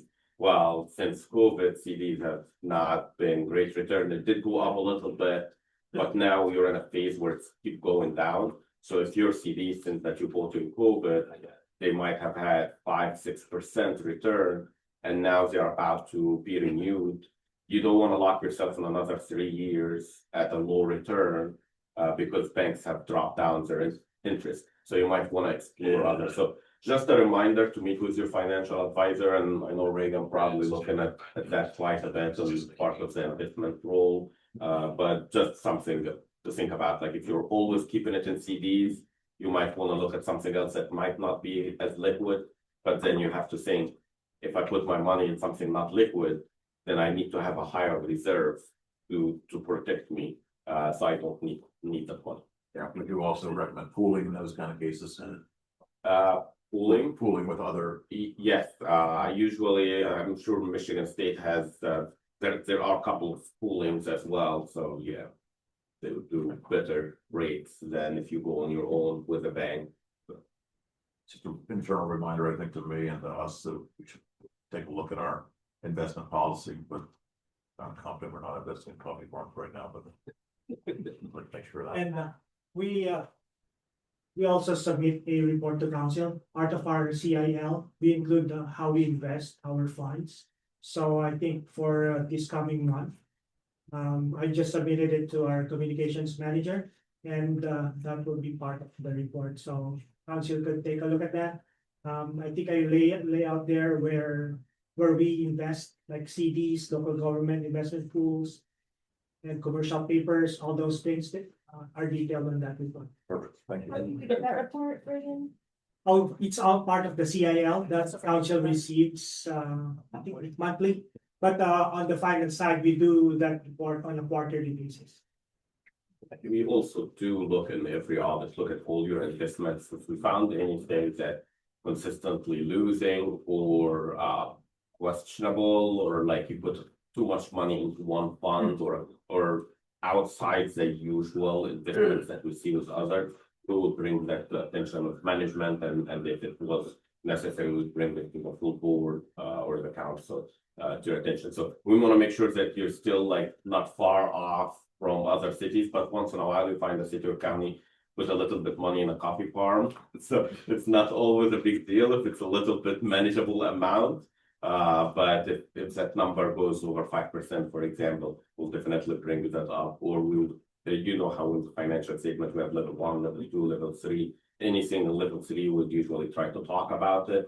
A lot of cities as well, sometimes they would get kind of like donations or grants that is required to stay with a community foundation, and those comes level 3. So we usually have the discussion with them as well. What does that mean, and why they are level 3? So whenever something is level 3, in audit we have 3 levels. Level 1 is the best, which is usually stocks or highly liquid, something that you can sell right away if you need it, or CDs that we can calculate the value for it as well easily. Level 2 usually would be like a bond. It's something you have a bond, you hold a lot of bond on, it's generating interest, but maybe if you try to sell it, might have different price than what you pulled it at, and that price might be not easily determined. So that would be level 2, for example. Level 3 would be partnership, derivative, coffee farm, things like that.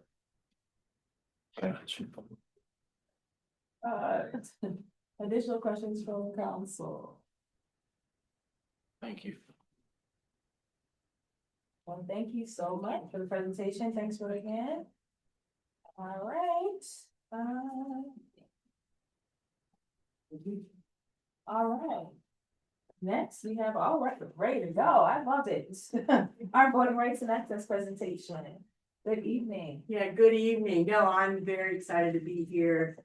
Kind of been some heavy stuff tonight, guys, so bless you for your public service. My name is Karen Shinovar. I live at 3729 Cole Drive in Ypsilanti.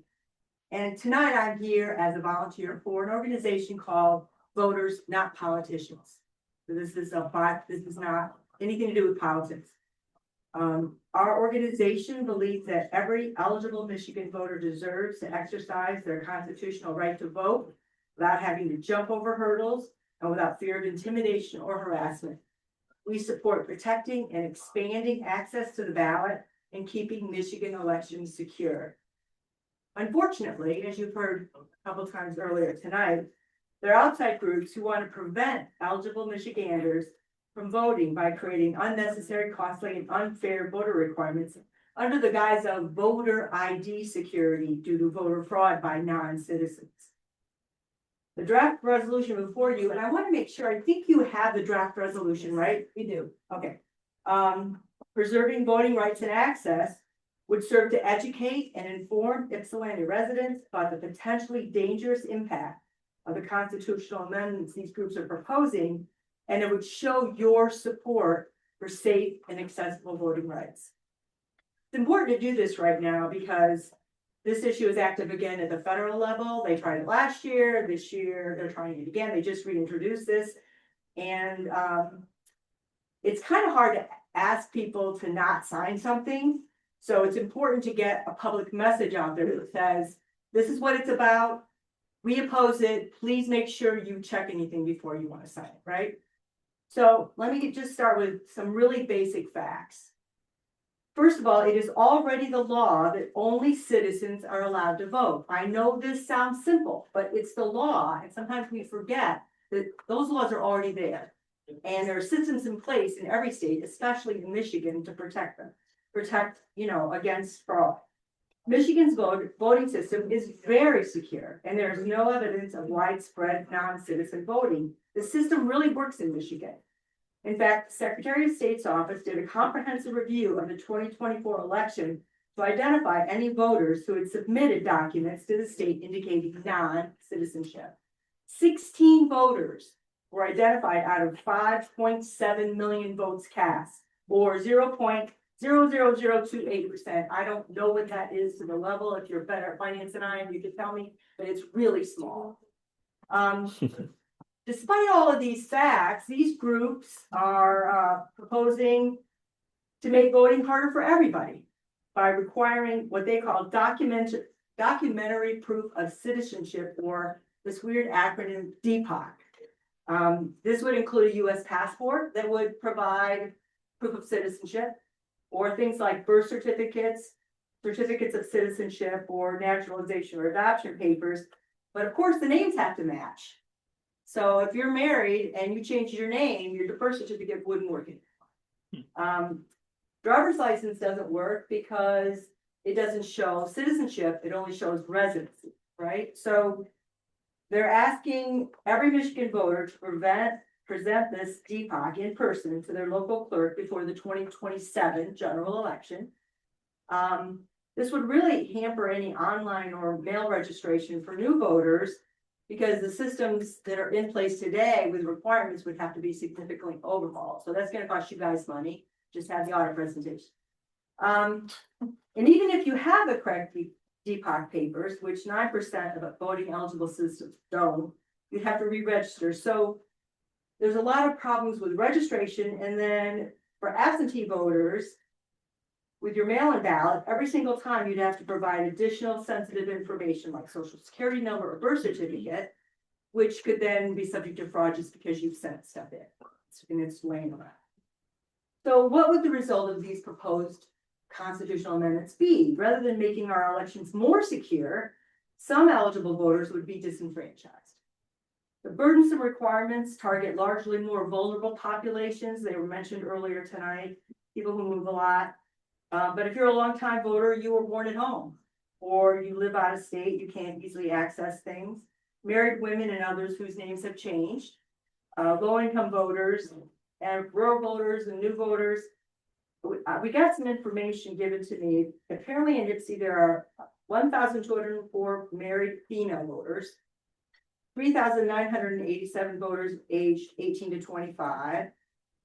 2,341 voters aged 65 plus, and almost 7,000 potential low-income voters. And potentially all of these people would be, at the very least, discouraged about having to do something new when they were just voting, right? There will also be significant costs for local municipalities to implement these new requirements. There would be confusion and even potential criminal liability for clerks under one of the proposals if law is not followed. So it's really serious penalties. So I hate to read things to people if you have it, but I have in front of me the draft resolution, and the first 3 paragraphs talk about things I've mentioned. Michigan voting is secure right now. In fact, we've earned an A+ grade from the Institute for Responsive Government's Election Progress Report in both 23 and 24. These then, beginning in paragraph 4, it talks about the Americans for Citizen Voting and a committee to protect voters' rights. I don't know about that name, but anyway, they want to make everything more difficult to vote, and they're the ones who are circulating these petitions. Whereas such initiatives, and this is really important, by requiring voters to show a birth certificate or passport when registering to vote, and requiring additional documents when casting one's ballot. Red tape would happen, there would be a lot of confusion and create cost barriers for the more than 680,000 Michiganders who do not possess or lack easy access to these documents. Now, there are a lot of these proposals that went at the state level last year and in years past. One of them in Kansas is mentioned in this resolution, where they blocked more than 30,000 residents from voting over the course of 2 years, despite the state's admission that over 99% of those blocked from voting were U.S. citizens. I don't think we want to do that.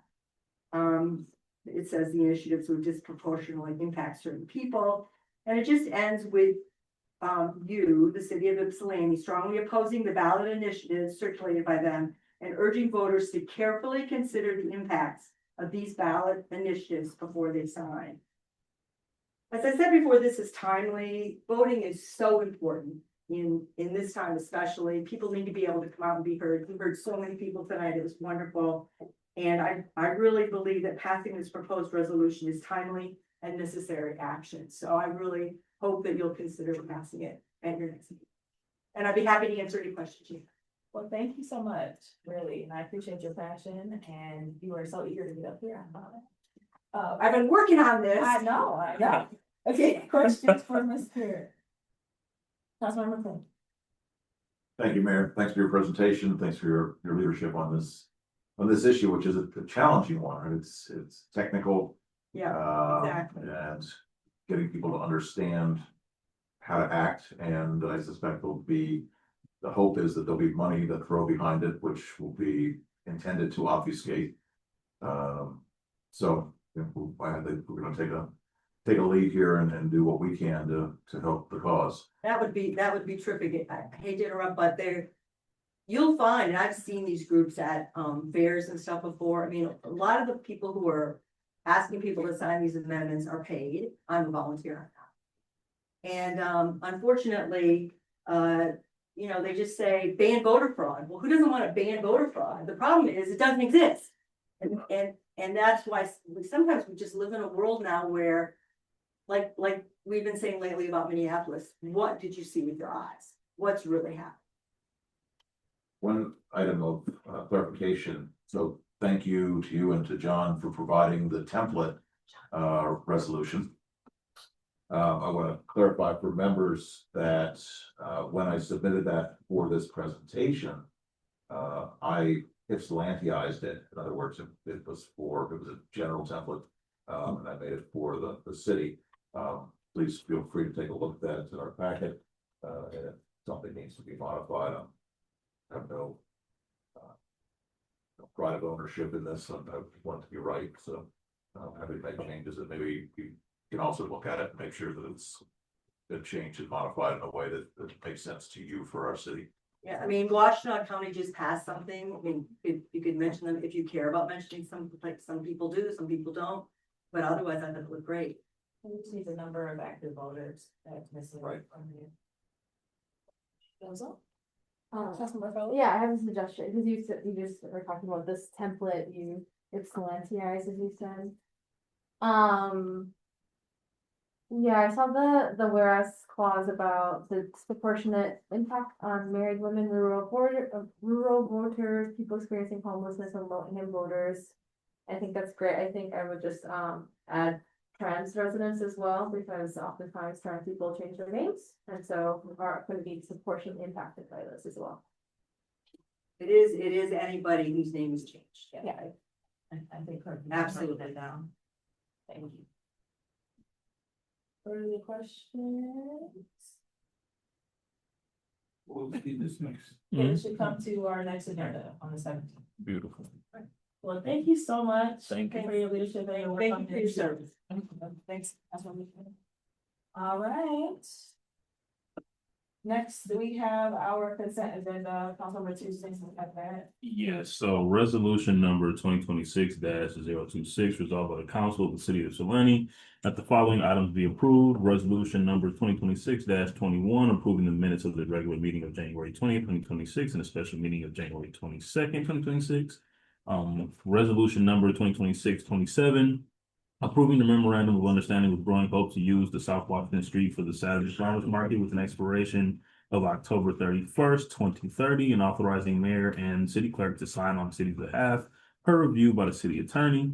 And resolution number 2026-29, approving a professional engineering services contract with OHM for the pavement reconstruction on Cornell Road from Washington Ave to the border trail just south of Mayhew in an amount not to exceed $240,560. Also authorizing the mayor and city clerk to sign this contract subject to approval by the city attorney, and that any change orders may be approved by the city manager to facilitate completion of this work.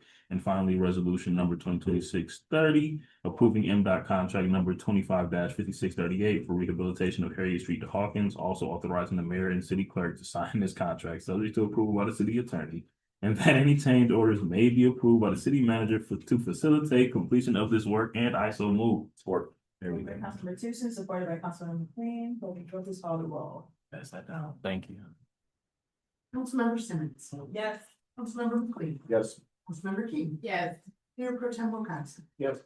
Mayor Brown. Yes. Councilmember Phillips. Yes. Councilmember Tucson. Yes. Motion carries unanimously. Thank you so much. Councilmember Fellows, you have 2026-022. Yes, a resolution to hire Yodit Meston Johnson as a facilitator for the Second Water Street request for qualifications committee meeting with city council. Resolved by the council of the city of Ypsilanti, whereas the city of Ypsilanti is committed to a transparent, resident-led, and equitable development process for the Water Street property. And whereas the Water Street RFQ committee requires expert facilitation to navigate complex community visions, identify goal alignment, and ensure productive collaboration with the city council. And whereas Yodit Meston Johnson is a Washco resident with over 20 years of social sector experience, specializing in coalition building, racial and economic justice, and strategic visioning, as demonstrated in her recent work facilitating the Washington County Climate Resilience Network convening in October of 2025. And whereas her approach is grounded in futuring and somatic practices that clarify shared purpose, expanded possibility, and center long-term and community well-being. And whereas the proposed scope includes a 3 to 4 hour facilitated session with the RFQ committee and council to identify a shared vision for Water Street. And whereas the cost for this facilitation service shall not exceed $1,500. Now therefore be it resolved that the city council hereby authorizes the city, I was gonna read this differently. The city clerk to execute an agreement with Yodit Meston Johnson to facilitate the Second Water Street RFQ committee meeting with council for a sum not to exceed $1,500. And I so move. Support. It's a move by Councilmember Fellows, supported by Councilmember Kane.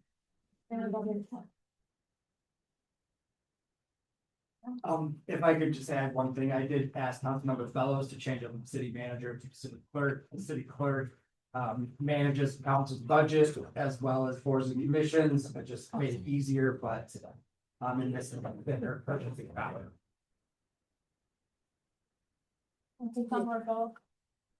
Yes, I believe Yogi is on Zoom with us. If council has questions or if you would like to say hello.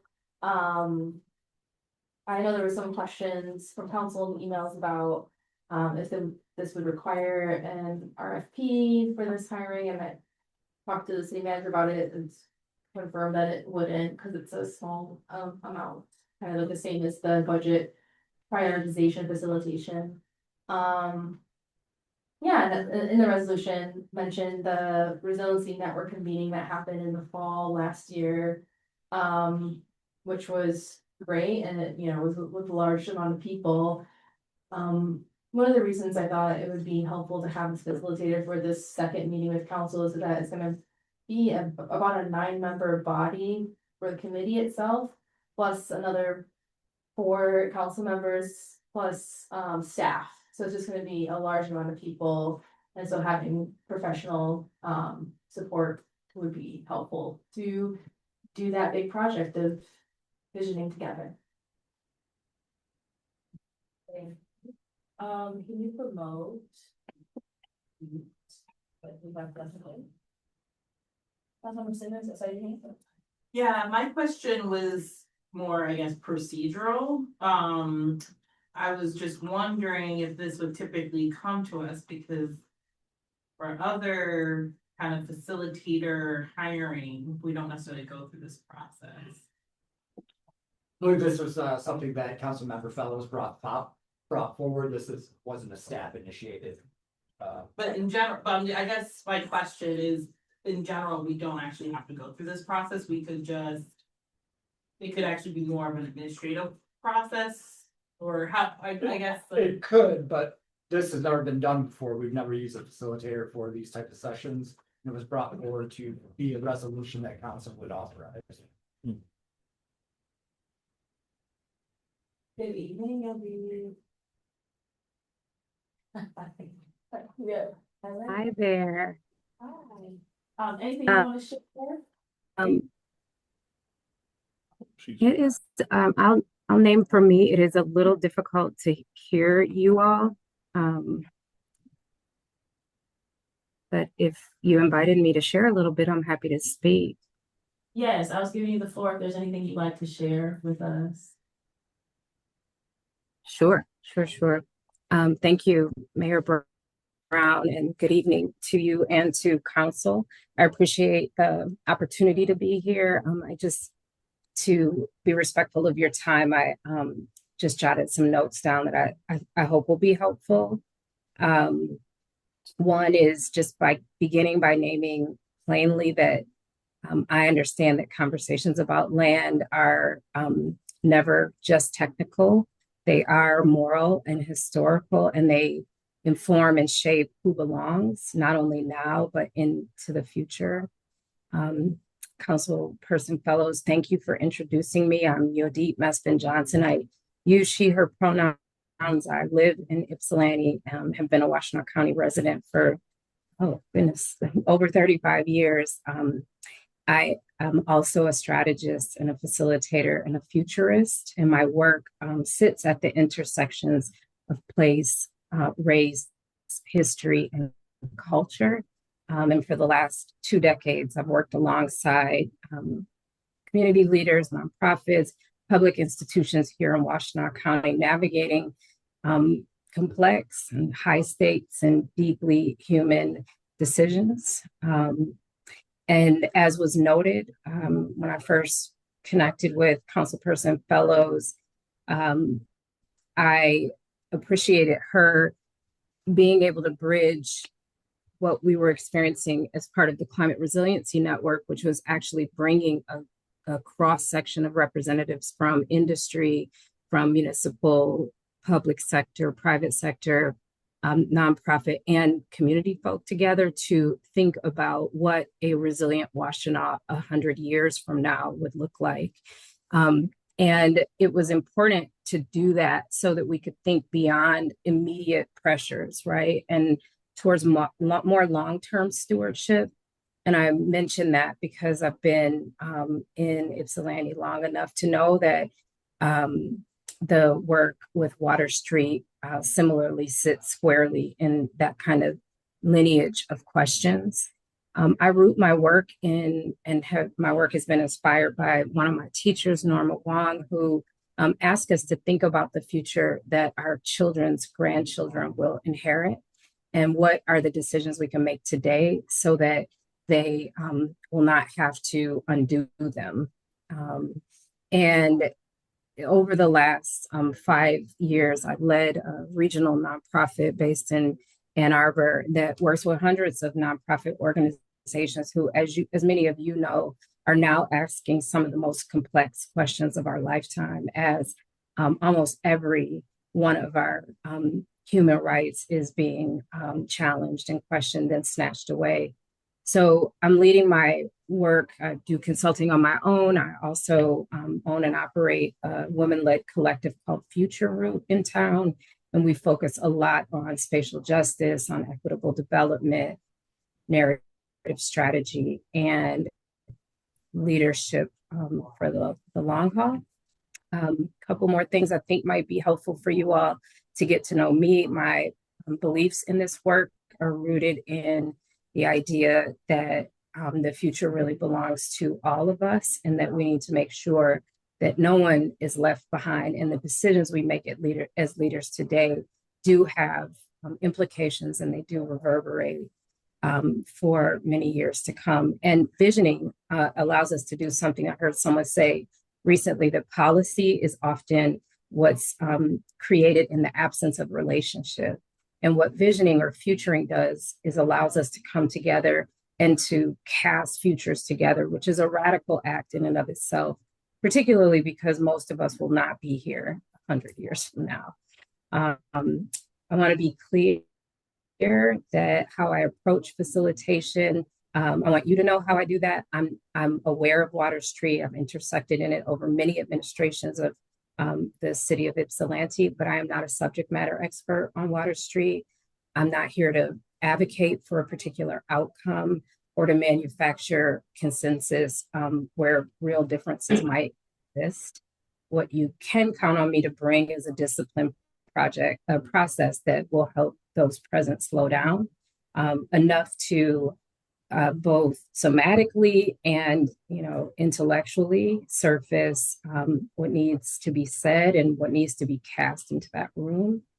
The 3-hour session that we're thinking about and my approach draw upon Indigenous traditions, often described as 7th generation or 100-year thinking. And in doing that, it allows us to kind of teleport ourselves out of election cycles or market timelines or procedural urgency or even the current context, which is so dynamic and so concerning. That is what I believe makes this process so important, is that the ability to kind of get above what our current crises and realities are, and to consider our responsibilities as stewards to folks who won't know our names, but who will live with the consequences of the choices you all make and the decisions you make. So some of the kind of questions are like, what is Water Street meant to make possible over the next 100 years? Who must be able to see themselves in that future for it to be considered a success? What will it feel like there? What will it smell like? What will it taste like? What will the interactions in that space be like? And what does it mean for us to be good ancestors in this moment? My approach is practical and rooted in this idea that for me, it's born of my faith tradition. In Habakkuk, it says that without vision, the people perish. And vision for me sets the direction, and strategic plans are the roadmap for how you get there. So I hope that you'll inculcate it there. I think that is about, again, as a facilitator, just kind of holding the container so that the desires, the realities can be named alongside collective visioning. And I hope that it empowers your collective governance, while also honoring the labor and the insight of others on the committee.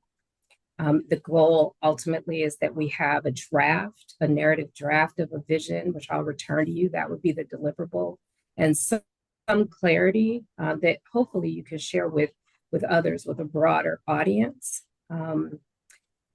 I'll end with, to me, Water Street isn't, just a parcel of land. It carries memory. It is home to some of our neighbors. It also carries past disappointments and community longing and a possibility of doing something really meaningful and different than perhaps what's come before. And if my work with you all is done well, then it's not, performative. It really helps prevent or at least eliminate where breakdowns are. I hope it will help strengthen trust, which we really need right now. And I hope that it'll help inform how decisions get made that withstand time and scrutiny. I care a lot about this community. I poured my life's work into it. I'm raising my child here. And if you did decide to work with me, I hope you know I'll bring care, honesty, and rigor, and hopefully help you move forward in a way that exemplifies your responsibility as stewards of our city. I'm happy to answer any questions you might have. Thank you so much.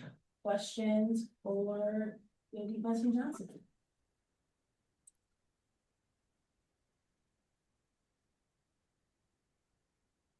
No, everybody else, the hands Sure, I have questions, but they're not necessarily. Oh, not, okay, sorry, not. I just want to say thank you for being here and thank you for, lending your services. Yeah, I'll have the other questions. Oh, okay, do you want to just go into your You're questions? welcome. I'm sure, I mean, you know, so, this is the second meeting, I know we have a rough, timeline, and so this is a meeting in April. Is that correct? On the prize timeline?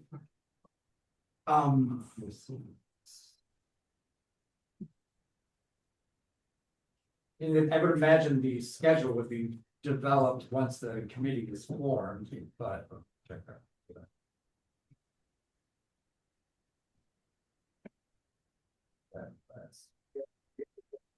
My other questions are answered, if there weren't any other presenters approached.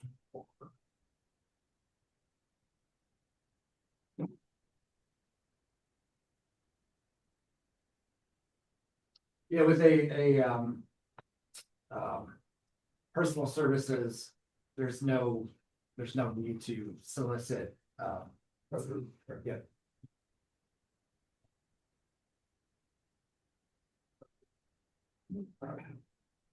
Probably. Was there a question there for me? I'm sorry. No, I No, missed it's that. more logistics, sorry about that. Okay, okay. And then the statement of work is to be determined in the contract itself. Or has that been drafted? I have not seen the statement of work. No, okay. No, Yodi, what do you understand the statement of work to be? I don't know if you heard the question. Did you hear the question? I'm sitting too far away, this is better. So I'm asking a question about the statement of work. Typically, if you engage somebody for a contract, you have a statement of work. This is exactly what's gonna happen. So I'm wondering where that document is, and if you have an understanding of what that is. I thank you for the question. If I'm hearing you correctly, where's sort of the scope or proposal for the work? And I'm happy to share something or send something along to Councilperson Fellows if that's helpful for you all. It really sort of emerged organically, full transparency. So happy to get that back. I didn't, say that. And to And answer. I the guess first- I would, Yeah, in saying that, like, I should clarify, would you also like to have a draft of a contract that would be included in that? Yeah. Just for the Okay. scope of work, I mean, I know in general it's facilitation of one meeting in April. But, Mhm. what are the deliverables, things like that, you addressed that, but there's no. Sure, I'm happy to document it. And my understanding was this was kind of a proposal and then we can follow up, but I would be interested to know the date, the participants, a little bit more, and I can follow up with Councilwoman or Councilperson Fellows about that. Okay. Thank you. And then city manager, you were saying something, I'm sorry, there were two voices at once. Oh, I apologize. I was just saying that per the schedule, it's gonna be sometime in April. Councilman King? Just to be clear, the follow-up will be with the clerk at this point, right? Or is it? The clerk would sign the contract and the agreement, and the payment would come out of city council's budget. I'm just making sure, your Pete knows that. Yeah, so any of the things that you would submit, you can also send them to the city clerk. Okay. Oh, who's coming out of council? Councilman McLean? I'd just like to say if a statement of work is developed, I'd like to see it as well. I suspect my colleagues would as well. Yes. I guess what I meant, if it's sent to the clerk, then we receive that information from the role. So, thank you. Yeah. Yeah, no, further comments or questions? So I guess just to clarify, so are you saying you wanted to see a statement of work before voting on this resolution, just to proceed Yeah, if we forward? can table this till the next meeting and we'll get that piece Then I don't call ever voting on something like this without having at least a draft of contract or a statement of work. So, You wanna make a motion? yeah. I just wanna make sure Yogi understands what we're talking about. So it sounds like we want to postpone until next meeting so that we have like a contract statement of work, included Yes. on what we're voting for. Were you able to understand me? I am happy to send that back. I did hear that it needs to go to the clerk. If that information can be provided to me, I'd be happy to do that and happy to include any and all of you. I likely would not attend the meeting next month where you vote, but I'll anticipate hearing back from you on your decision then. Would that be acceptable? Yes, absolutely. Okay. And the clerk, she'll reach out to you, so you have her contact info on where to send. Okay, that's great. And I can turn that around for you all by the end of the week. Thank you. Thank you. Yeah, Thank you for your time tonight, y'all. Be well. Thank you. Yeah, I would move to table this to the next meeting. We have statement of work for our contract. Support. It's been moved by Mayor Pro Tem Wilcoxen, supported by Councilmember Tucson to table to the next meeting. No decision. Please call the roll. Councilmember King, Yes. What did it say? Mayor Pro Tem Wilcoxen, Yes. Mayor Brown, Yes. Councilmember Fellows, Yes. Councilmember Tucson, Yes. Councilmember Simmons, Yes. Councilmember McLean. Yes. Motion is tabled. All right, thank you. Councilmember Simmons, you have 202-602. I don't know, I can do that. The next one. Resolved by the council of the city of Ypsilanti, whereas the city of Ypsilanti has an interest in remediating and developing Water Street. And whereas the city of Ypsilanti will continue environmental assessment and remediation throughout 2026.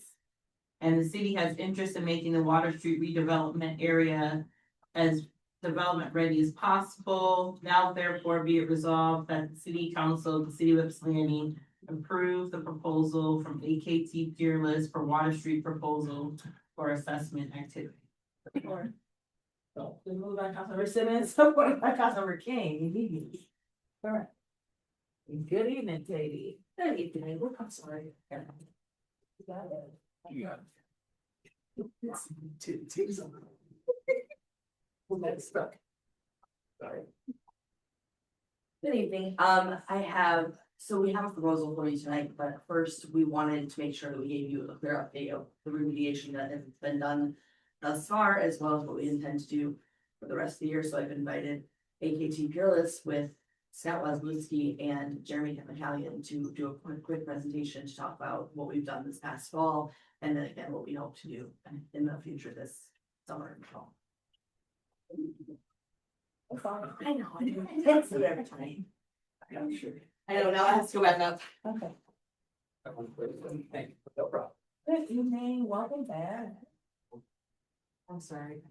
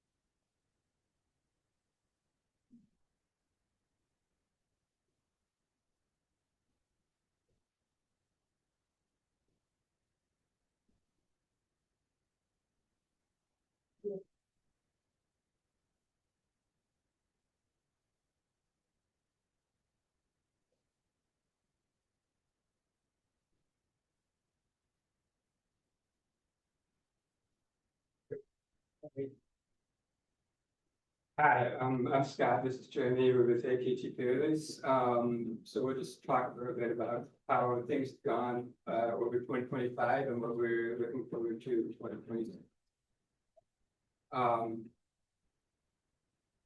Yeah. So just to refresh memories, the areas on Water Street that have been affected by PCB contamination are generally on the central portion of the site and the southern portion of the site.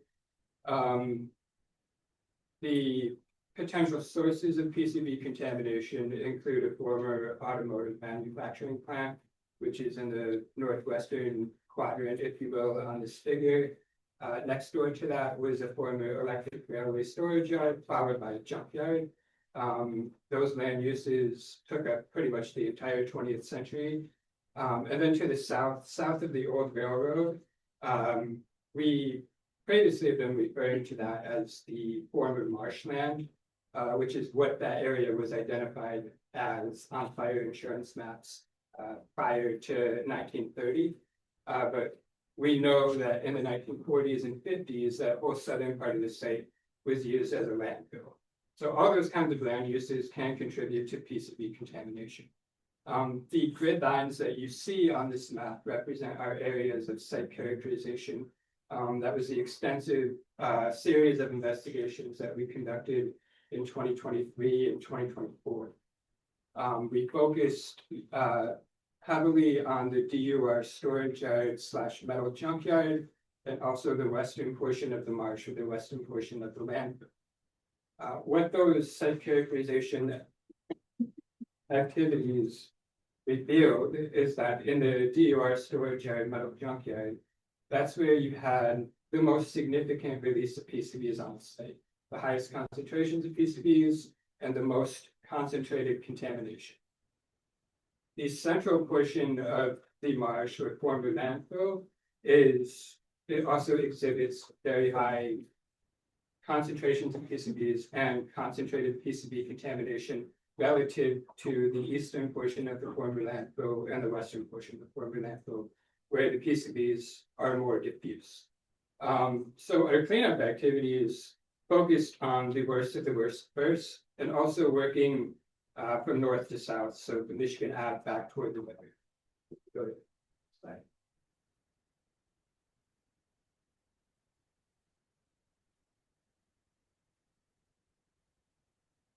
So I know we've seen this map multiple times. It's a graphical depiction of what PCB concentrations look like in a heat map form at ground surface in the DUR storage yard metal junkyard prior to cleanup activities.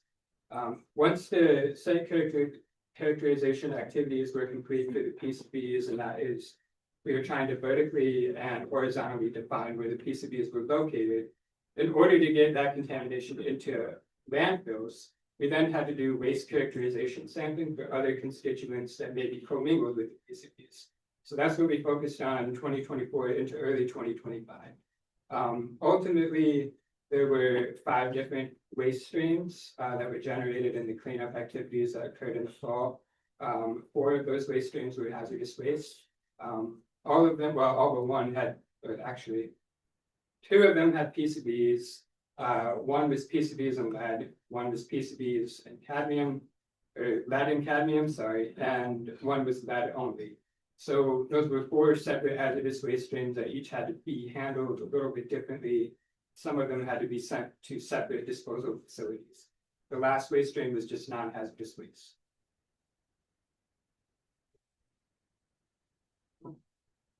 So 2025 was a very busy year, even though we didn't see trucks on site until September.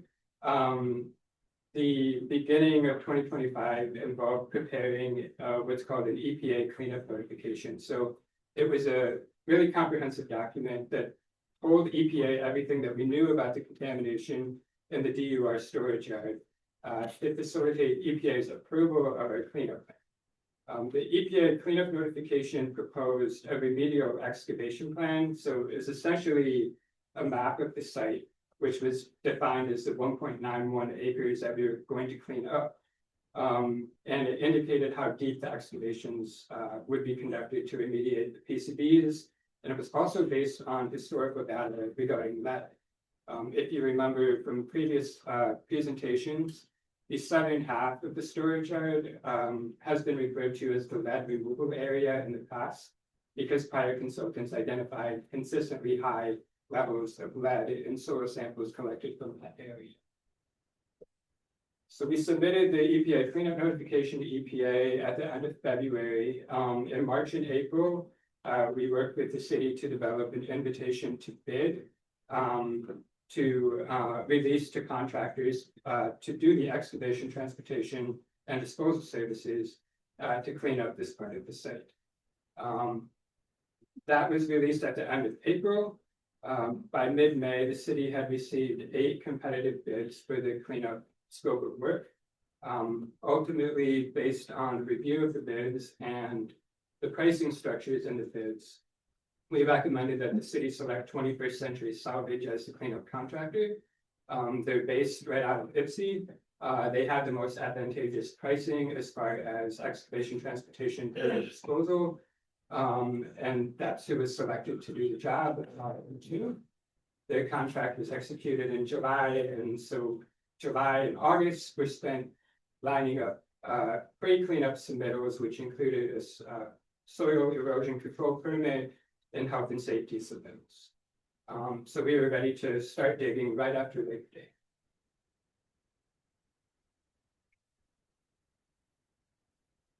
These couple photos just gives you an idea of what the site looked like right before we started digging and shortly thereafter.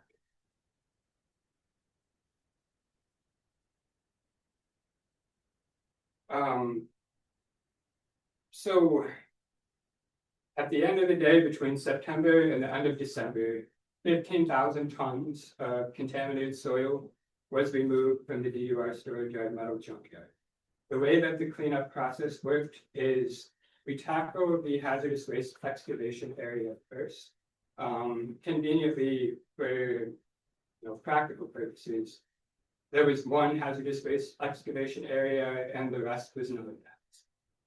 So we tackled the hazardous waste area first because we had landfill approvals in place at the start of September.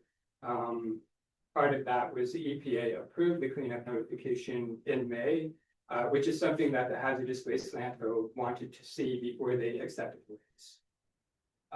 The non-hazardous waste landfill approvals occurred during the dig and haul, and they were not ultimately achieved until I think one was in early October and another in November. So it was a pretty significant part of the project is getting landfill approvals.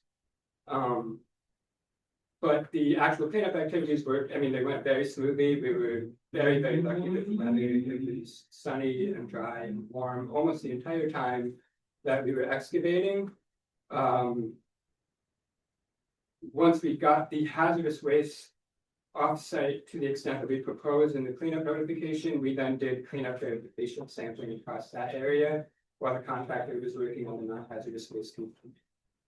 Based on the results of the initial cleanup verification samples, we had more cleanup to do, so we did supplemental excavation, transportation, and disposal. In order to get to where we wanted to go as far as the cleanup objectives, we generated more waste than we originally anticipated. So we did make modifications to the contract to increase the amount of tonnage of material that was going off site. And then to kind of fill in the lowest portions of the resulting cavity from the excavation, there was about 4,600 tons of clean class 2 sand that was brought on and compacted to contour the site. The only part of the contract that has not yet been executed is site restoration, which is topsoil and seed. We worked right up until the week before Christmas, and the weather turned quite abruptly in December and didn't come back. So that's been delayed until the spring this year. The great news is that we did achieve both cleanup objectives within the footprint of this part of the site. You can see again the map of what the PCB concentrations looked like before. The middle figure is after we were done with the original cleanup plan. That's what the cleanup verification results showed. We still had residual PCB impact on the excavation floor, in addition to lead, which is not shown.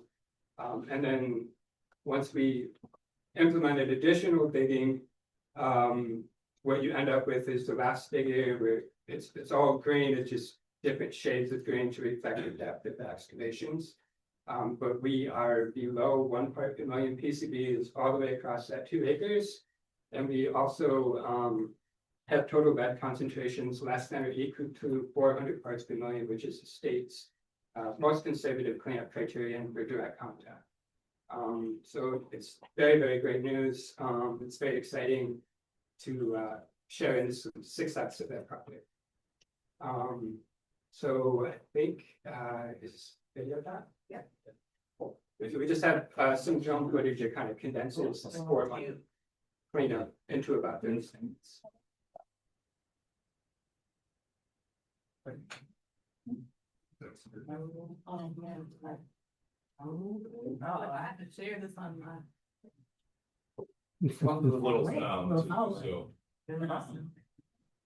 Now Zoom is, you know, Because when you gotta share your sound, you gotta make sure you put that on. It allows the viewers. Star Wars or something. I know. That's coming through my computer. Oh, it is music with it.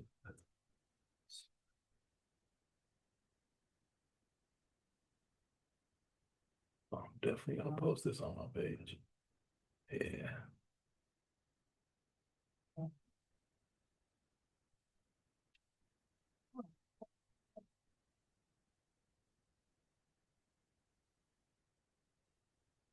That's what the site looked like before the snow cover.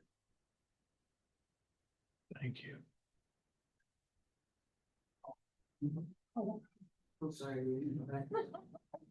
So,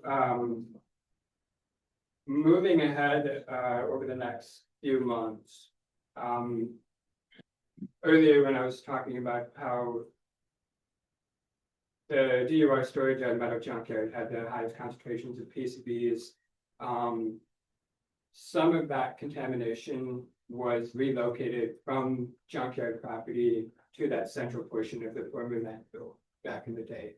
So we're calling that this disposal area to give it its own unique name. That is the next target for cleanup activities. Thankfully, with the way that this project unfolded and with the contractor that was selected, we did not exhaust all of the MEDC funding. So the idea is to use what's left over to tackle some part of that disposal area. A couple of weeks ago, we were at council talking about the EPA cleanup grant application. And I mentioned at the time that we're very confident where the PCBs are located, and that is true. But what we have to do now is collect the waste characterization data for those other constituents to facilitate landfill. So that's part of the proposal for the HUD or EDI assessment funds, is to do waste characterization sampling across the disposal area. And what we'll do is probably break it down into about 30 different units. So each unit is represented by lab data. And what that does, based on what we know from the original part of the cleanup project, we can do bias sampling to areas where PCBs are concentrated, typically had high concentrations of lead also, and places where we know there's paint buried in the soil. That typically was correlated with high, what's called T-clip or leachable lead, which is what drives the hazardous nature of that lead. So by breaking it into 30 or so units, what we can do going forward with different pots of cleanup funding, so which units fit into that funding. So that's the idea, to provide flexibility. And as we remediate the disposal area, another component or another driver of cost is the cleanup verification sampling, which we're also proposing to cover under the HUD or EDI grant assessment funds. One thing I did skip over briefly, the DUR storage yard. We did get down to less than 1 part per million PCBs within the footprint. Because we took at least 2 feet off the entire 2 acres. There were sidewalls of the property boundary.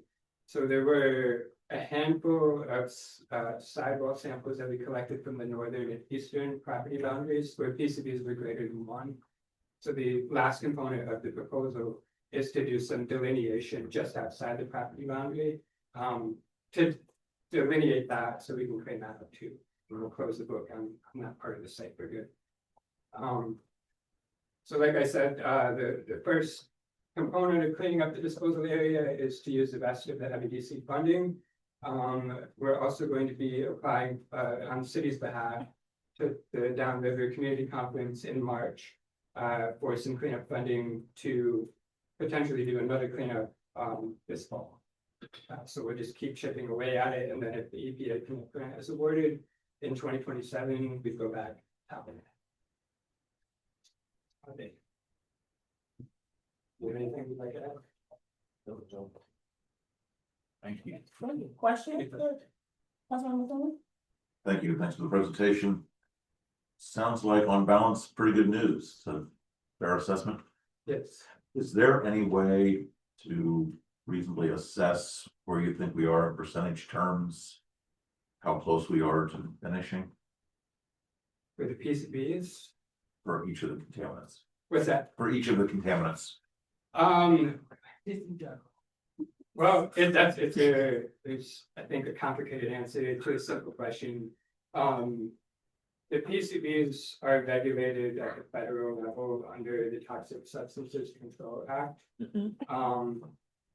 So it's different than the other contaminants that are on the site, which are covered under Michigan's Part 2. What the PCB cleanup is all about is getting TSCA out of the equation.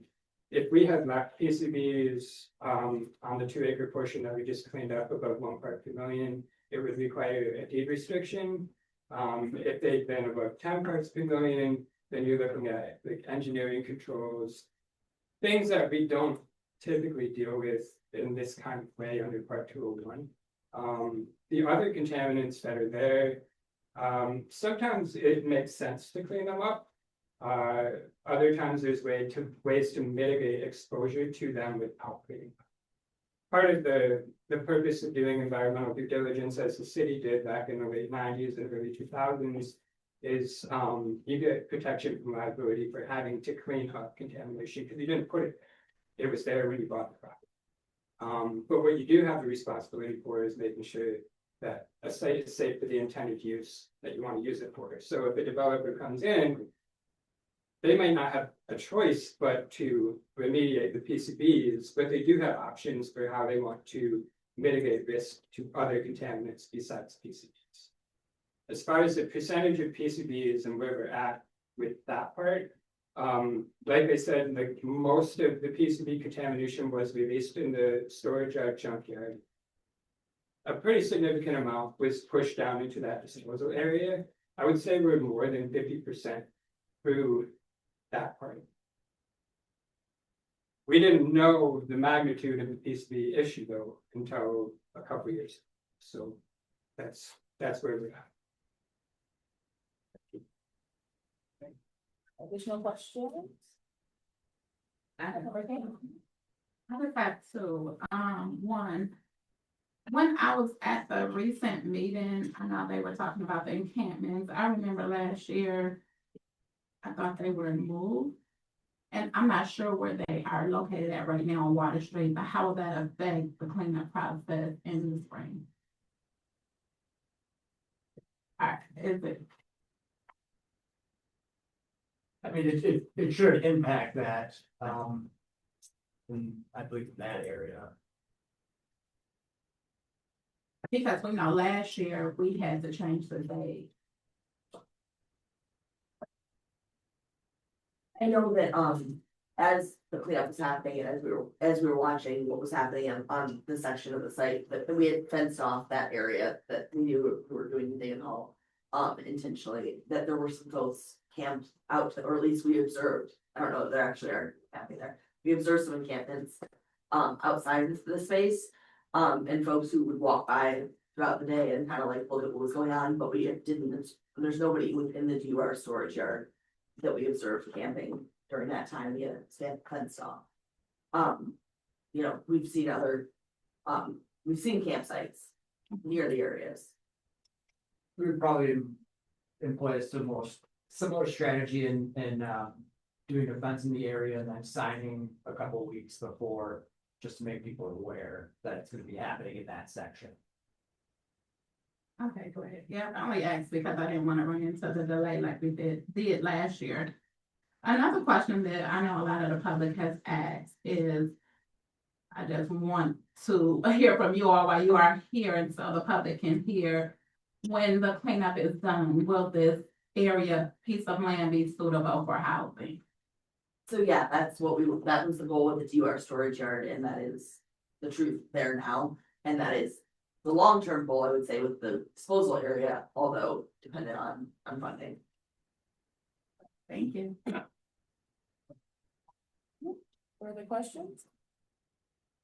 Councilmember Fallon? I just want to say, I appreciate that Councilmember King brought up the, situation last year and the timing with the winter and the, seasonal weather conditions. I think last year, we also engaged the care team or some version of the outreach team.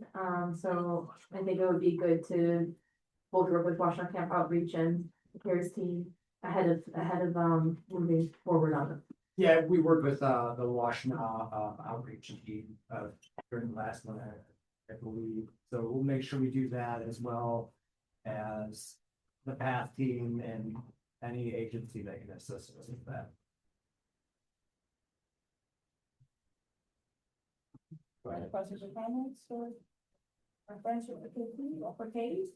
So ultimately, I think that the main reason I wanted you guys to hear this is that we've been talking about it for 3 or 4 years, right? Like we're there. I think that this is like pretty monumental that we got to this moment, that it's cleaned up, and that AKT and I said on this call, we're like, we probably should, tell you guys that we did it. Like it's accomplished, and that something that we've been working for as long as I've been here, that we were working on. So I think it's a moment that we all can pat ourselves on the back and say congratulations, it's done, and that hopefully we can continue that in disposal yard. So I just want to, just so for my understanding, when you say disposal yard, is that the western marsh? Yeah, that's the marsh area, yes. Okay, so that's the last part, and then the eastern marsh and former manufacturing facility are those also? So I think that we're consolidating names and just going to call that the marsh area. There's no eastern, western, it's just marsh. Okay, and has there been any remediation there yet? No, that's the area that'll be next. Okay.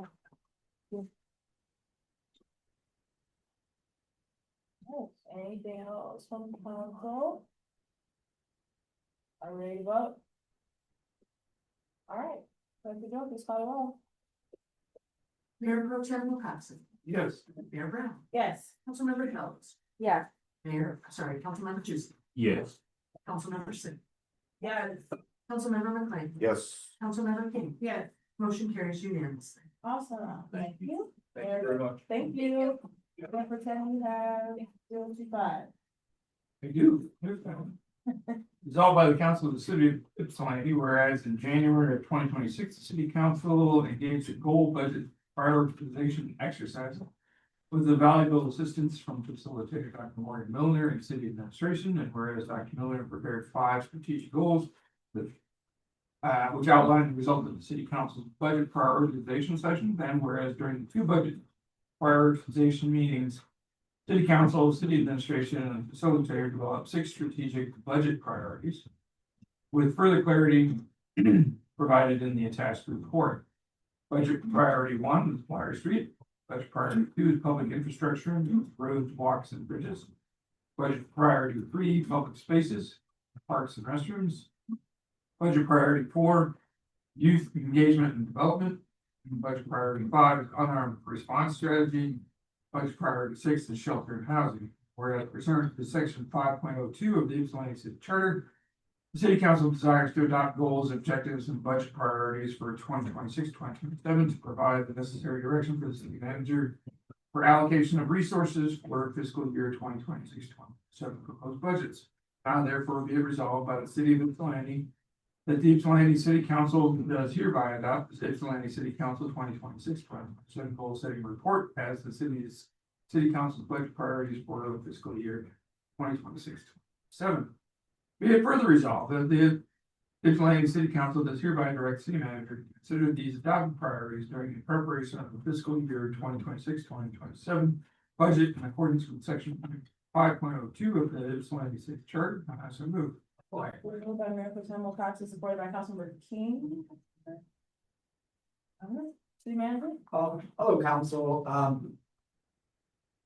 This is basically what developed from, the goals that you put forward and kind of work through. If you look at the council priorities on page 3 of the full report, that's what was included. So I took that as the main walking orders for myself and administration. So now we are starting our budget meetings with the departments to allocate funds for this. Councilmember Simmons? Yes, I just had a couple of quick things. I like the reports we get back from Dr. Milner and his efforts to really try to like hear us and listen to us. I just wanted to say, because I know in the past or last year, we were like, oh, it'd be great to try a different facilitator or have different facilitation style. And I think going through this process this time, it helped me to kind of consolidate, I think, some more specific feedback. I would love a process that allows for more discussion among council. So we can see how our individual goals connect with one another, intersect, and maybe say, oh, this is a part of this, or maybe this full thing doesn't fit, but these things kind of go together. Maybe even be able to advocate for certain things and also be able to talk about what is necessary to achieve some of them. I don't know that we really had an opportunity to talk about that as a group. Which then makes it hard for me to think about when we prioritize it, when the rubber hits the pavement. Is that a driving? Yeah. You gotta throw a driving joke in there somewhere. You gotta do it. You gotta do it. But sports though, So anyway, just to say, like, I feel like it kind of can be a disconnect, and then we kind of be like, oh wait, last year we said these same priorities. So I just feel like that could be good. And then the other thing is just thinking about the conversations with the directors or like what the folks are bringing to us. I almost feel like we should have meetings that bracket those, because I think about, when I was seeing, like, oh, this thing is tied to the council goals. Some of those felt like stretches. I wasn't sure. And I was like, it'd be great for people to understand like how our work is connected and flows and how what they're doing adds to these overall goals. So I just wonder if there's a better way that we can be able to incorporate those than it kind of coming at the end of our process already. And then so that was kind of my feedback on that. And then another thing, which is just like an idea, it was a goal that fell lower, but just to say that, because I had an experience this week where I had my beautiful council swag with me, and people were like, "Oh my gosh, I love it," and they were like, "Yeah, I would totally buy it, and I get gifts, all these things." But anyway, so I know that there's like obviously work. I don't know if there's in terms of thinking about partnering with local boards or business, but the thought I had was whether that could be something that could become a stream that can help go towards some of the things that are in our goals that might be, that we might want to fund, like there's, there's like things like the youth mini grant, the public bathroom upkeep, or just something that whether we can kind of think about this as bringing in a revenue stream that can then help to support funding something that we have goals for. So, Yes, that's it. Thank you. Councilmember Clooney? Thank you, Mayor. The one part of the process that I found challenging was when we were to score the departmental goals. Because in several cases, a lot of those goals were just big giant hodgepodges of lots of different things. Right, and so I found myself thinking, yes, I like this part of it, but no, I don't like that part of it. Not across the categories, it's within the categories. So my question might be to the two department heads who are left here. Did our guidance help you? Does that, our scoring give you any idea how to proceed when you craft the budget? So my goals were simply based off what became the highest amongst council members. If you look at, I won't speak for fun, but public infrastructure, roads, walks, bridges, that's very much involved with that. Public spaces, definitely involved with DPW goals, and all of this together is financial. So I would assume Reagan's would be involved with this as well.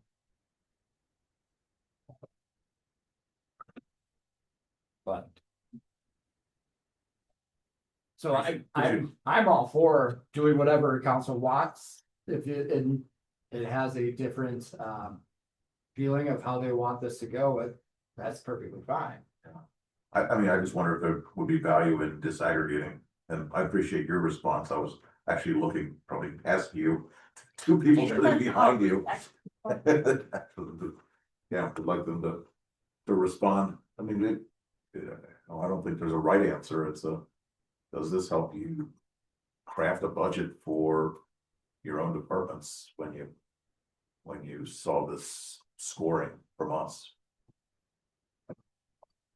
And Tracy said she's willing as well to respond. I felt that, well, I did pretty well. So that made me feel like I was doing something right. But I also think that going a little more granular wouldn't be a bad idea. Under exactly as you were saying, right? That maybe it looked like you really liked what I'm doing, but there are a few things in there that you hate. And if we could go a little more granular rather than just the subject, but divide it a little down a little further, that would help me. In terms of, like generally you like what I'm doing, but you really hate these 2 or 3 ideas, try something else. It would help me with that.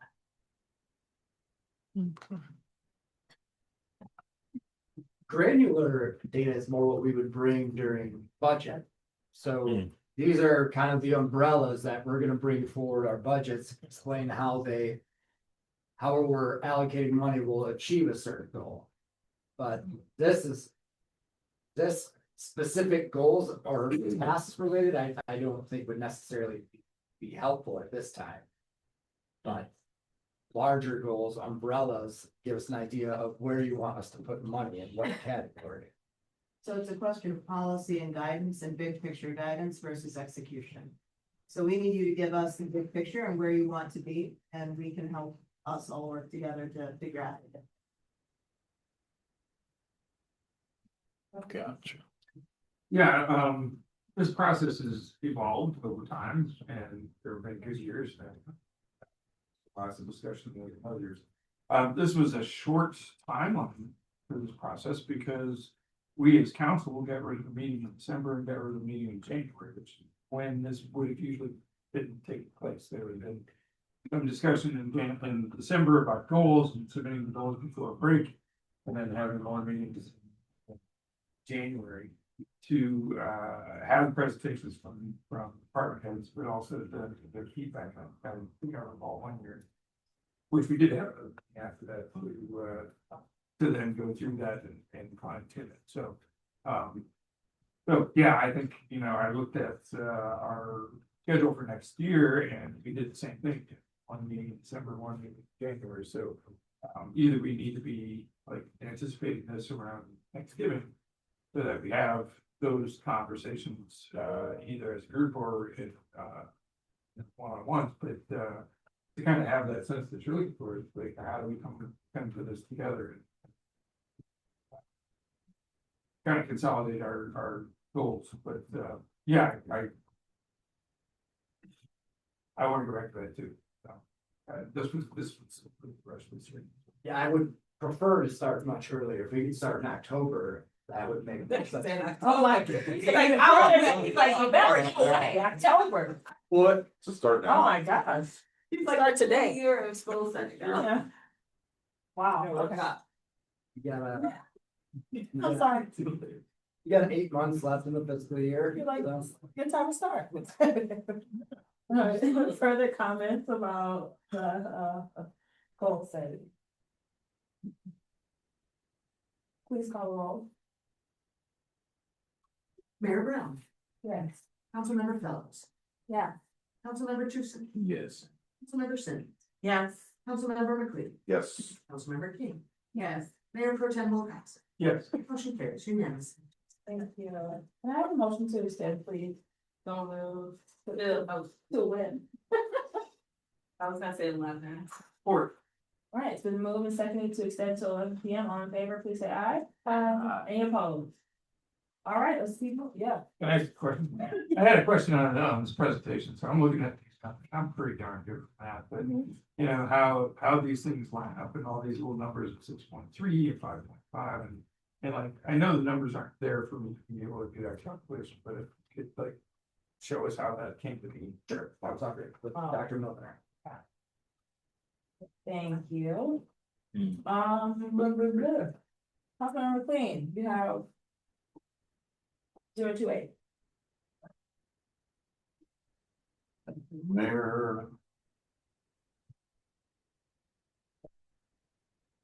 Resolved by the Council of the City of Atlanta, whereas the incident of 1111 Cross Street between January 4th and January 5th, 2026 involved the City of Atlanta along with multiple jurisdictions at the city, county, and state level, and whereas the action taken during this time involving to a member of the community, destruction of the residential building at that address, the disruption of the lives of those living in the immediate proximity of the incident, and the use of fire hoses to a person might be experiencing a mental health crisis. And whereas there remains a lack of clarity with regard to how decisions were made, including the decision of water and significant force.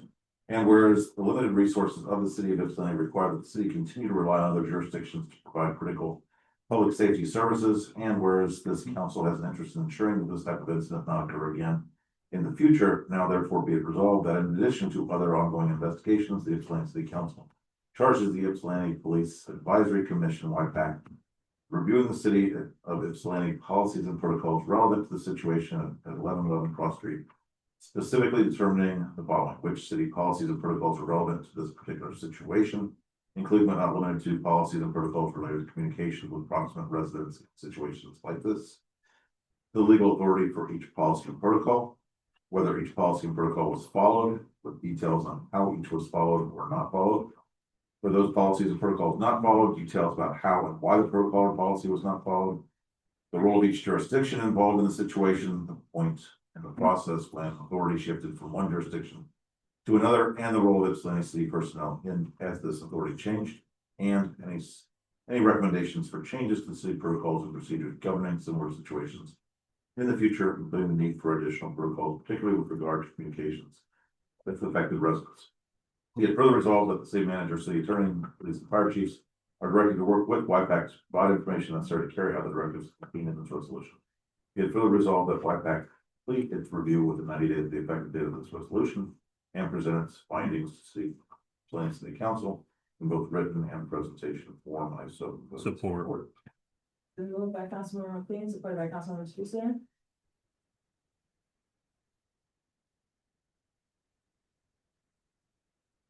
We spent a lot of time, Mayor. Yeah. Spent a lot of time on this topic, obviously, at our last meeting. And came away with a series of questions, in broad categories around what were the policies and protocols, what were followed, how were members of the surrounding community supposed to be notified, how did the jurisdictional boundaries change, who was making decisions at various times, what recourse does or should property owner have, and how should, victim in this case be cared for. this resolution really deals with just the first of these, that is the focus on YPD, and the cause, because it's our jurisdiction. That's the one area that we have control over. I'm not looking with all this, as I said 2 weeks ago, not looking to play a blame game, looking to find out exactly what happened, why it happened, so we can avoid having this kind of over escalations in the future. You know, I had a lot of questions 2 weeks ago. A lot of you had questions 2 weeks ago. Still the same questions tonight. I can't sit here and say we've made progress. So I brought this forward so that we didn't wait too long to address this. It was pretty clear that a lot of people wanted a lot of answers a while ago. And I think we appropriately suggested that it was going to take some time. And it will, and it should, but not too much. We have to strike the right balance. We certainly cannot wait forever. And so I see this as, this is in my conception, this is the first stage in a two-step process, where we first look at our own operations, but secondly, perhaps we become part of a larger effort across jurisdictions to look at the full scope of the operation. I could envision a select committee that includes members of this body, but also members county level, state level, in terms of elected officials, others with some expertise in these areas. But that's just my thinking on how this, I mentioned that because I see what I'm bringing forward as fitting into a broader package of look backs at what happened. So having said all that, the city manager has suggested to me that he has some concerns. I'm going to let him explain those concerns. And based on those concerns, he has convinced me that it might make sense, might be prudent, to wait a couple weeks before we pass anything, and perhaps this takes a slightly different approach. I'm going to let him explain his concerns, but before I make a motion to table my own resolution, I don't want to do that now because it'll stop debate. I want to allow him time, but I also want to allow other members time to speak on this. Thank you. Thank you. City manager? Yes, council. After reading this resolution, I did inform the two members of council of my concerns. One is that I believe council should go through a process to select an independent investigator to look into what our department did. They're unbiased. Also, city council, if needed, has subpoena power. So if we get to a point that is required, council has the authority to do that. I think it would create a more robust evaluation of what our department was, how they were involved. And I think it would give council, the department, and the city a greater tool on how to improve on what our department was involved. Thank you. Councilmember Simmons? Yes, thank you. I was like trying to think. So I had some thoughts about this, but I'm kind of gonna put them aside, like in terms of things that I would change about this in particular, or amendments that I would add. One thought that I'm trying to tease out, I guess, a little bit about third-party investigation versus what we know is that there's supposed to be a review of footage that's already underway within our police department. There's some things I would want to make sure are included in that review, which include the calls for service that both for that Sunday as well as the previous 2 to 3 times that there were calls for wellness checks. I think that would be an important part of reviewing, kind of the possible intervention point. But I wonder about that, and then I also wonder, and I mean, maybe I'm just so used to in a lot of these spaces, especially in with police, but also just like formal structures like government, like flow charts exist, like overly so. Like everybody's so clear about what happens here, this person moved. So some of the questions around the command, I feel like would be solved with us just having a flow chart and what is the policy with Metro Squad? What is the expectation? And so I wonder about us even being able to start with that information, because I'm not against the third party investigation, although it seems like the county also was talking about that. I'm just wondering about whether we can get some of the information that we're looking for with things that we already are paying for, as opposed to another process.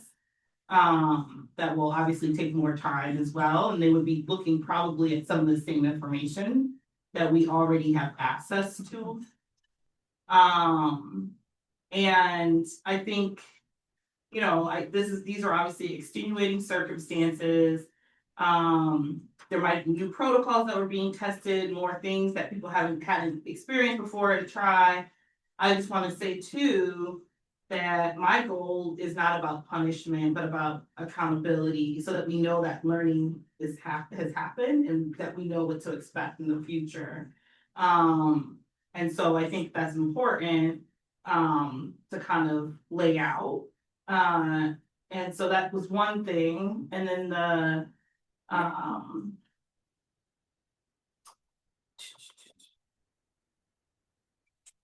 I guess and then the last thing I was just gonna say too is just in terms of things that have been coming forward. People have asked about or demanded for charges to be dropped and things of that sort. And so then my question is that sits with the county prosecutor, Ellie Savitt, who decides to charge or what to charge, you know, or not. And so I guess a question would be whether there's a role for this body to play in terms of that. So that might be a separate thing, but just in terms of what's in here. So I guess the question is like whether we could start with embarking on getting a report to come to council on this review of the footage and including these calls for service and getting a flow chart of the expected command.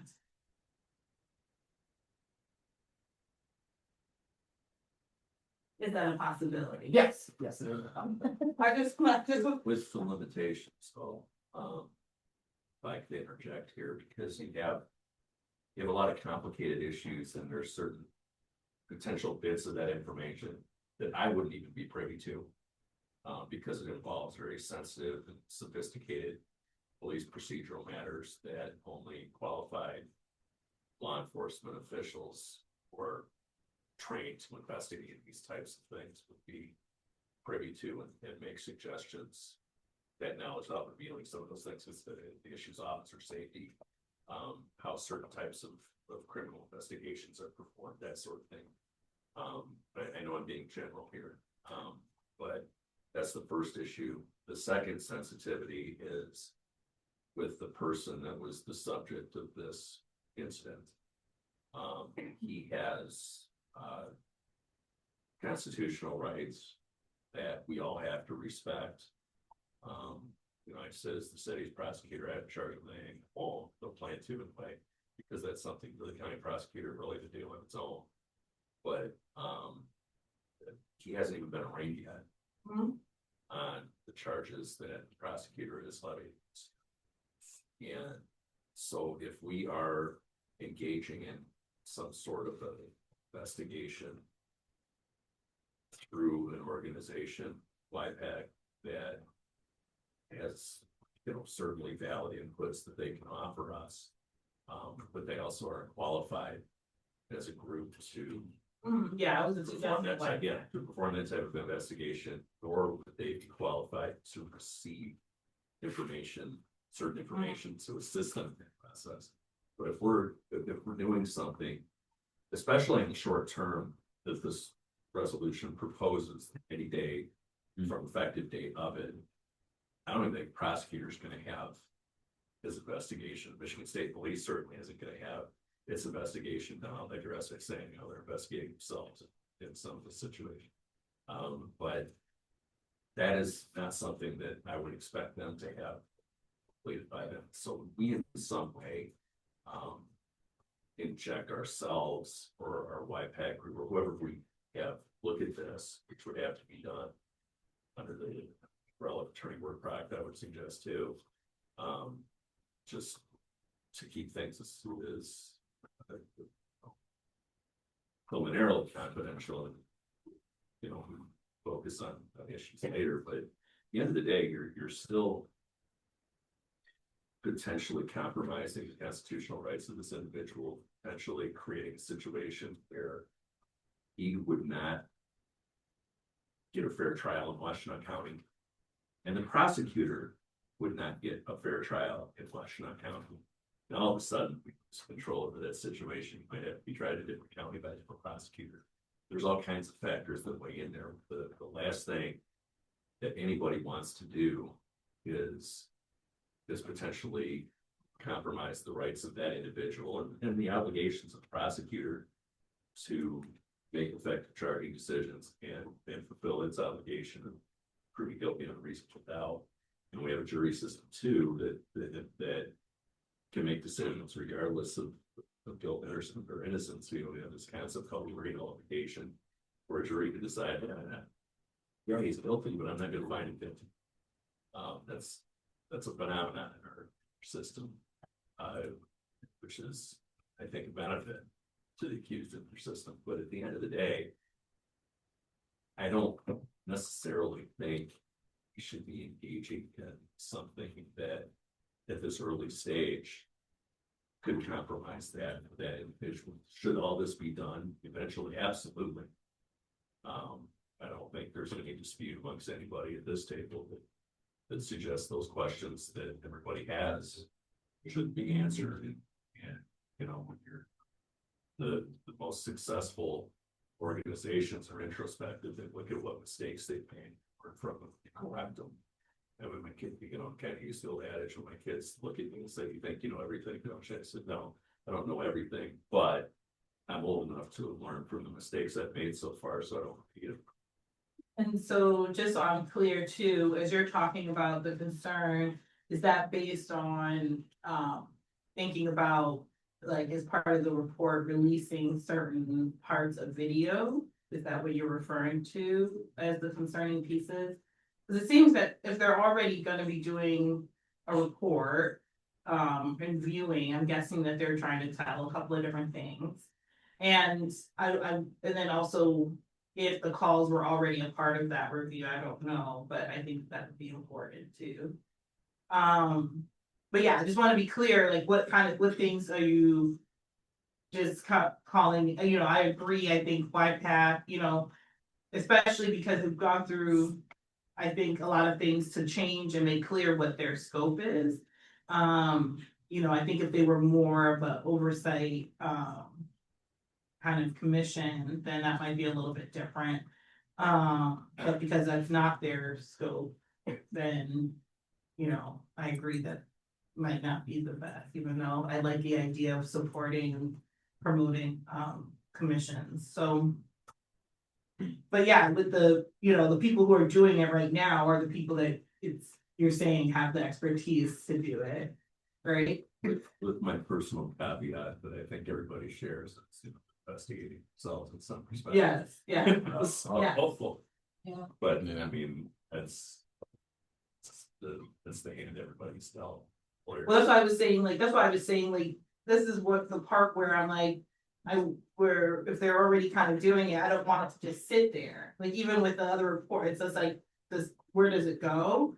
And so I think naming that it comes back, like, if there's something that comes to council, so that there can then be a little more engagement in it, it doesn't just sit in that space on its own. So I'm just, I mean, yeah. I understand where you're coming from. I just think my point is there's all kinds of factors that are very complicated even beyond the scope of knowledge of the people in this room, including me, that have to be weighed. But at the end of the day, I mean, particularly as a former prosecutor, currently filling that role for the city, you know, the number one obligation of a prosecuting attorney is to assure that there is justice, not convictions or acquittals, but justice. The outcome has to be the right one. And I don't want to stand or in any way impede prosecutor's job or the defense attorney's job or the rights of that individual. You know, just from a legal standpoint. From a political standpoint, I can't give views, but you know, there are all questions that the public clearly wants answered, that all of you clearly want answered. But there's process that is not as quick as I suspect as you would like it to be. Because it depends on where things are going to stand with Michigan State Police, the defend issues of the being looked into by the defense counsel and in those cases. And you know, there's also that Russian liability issue that, you know, I have to feel obligated to talk about because I don't want certain things to potentially come out and be viewed in a particular manner. Could be viewed as confessing some sort of liability on the part of the city that you want to do the right thing, but you also don't want to put yourself in a situation where you're going to get sued or in case of potential for potential certainty of a lawsuit. You don't want to create fodder for the people who would be giving us money.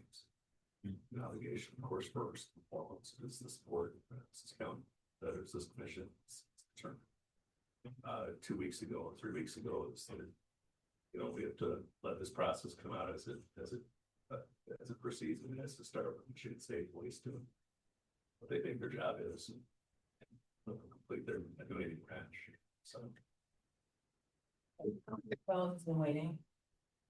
sorry for talking too much. No, you're fine. Yeah, I support the idea of doing the outside investigation, third party investigation, with subpoena power and putting out, RFP to get bids from different, you know, area law firms for that. And to also, you know, communicate with, Greg Dill, the county administrator, so that, it's not redundant kind of investigation, if they're doing the exact same thing. But I think that would be, you know, the public wants a lot of answers and we don't have them, and sure, the MSP is doing whatever they're doing, but, we have a responsibility to. I won't comment on this resolution since it seems like it'll be tabled for now. But, you know, as far as if it gets, you know, if this is tabled, I think it could be appropriate for council to, you know, motion to support the plan to hire an outside investigator for this, so that the public knows that we're doing something. But also I'm just stating it publicly that I support that idea. If the city manager decides to do that.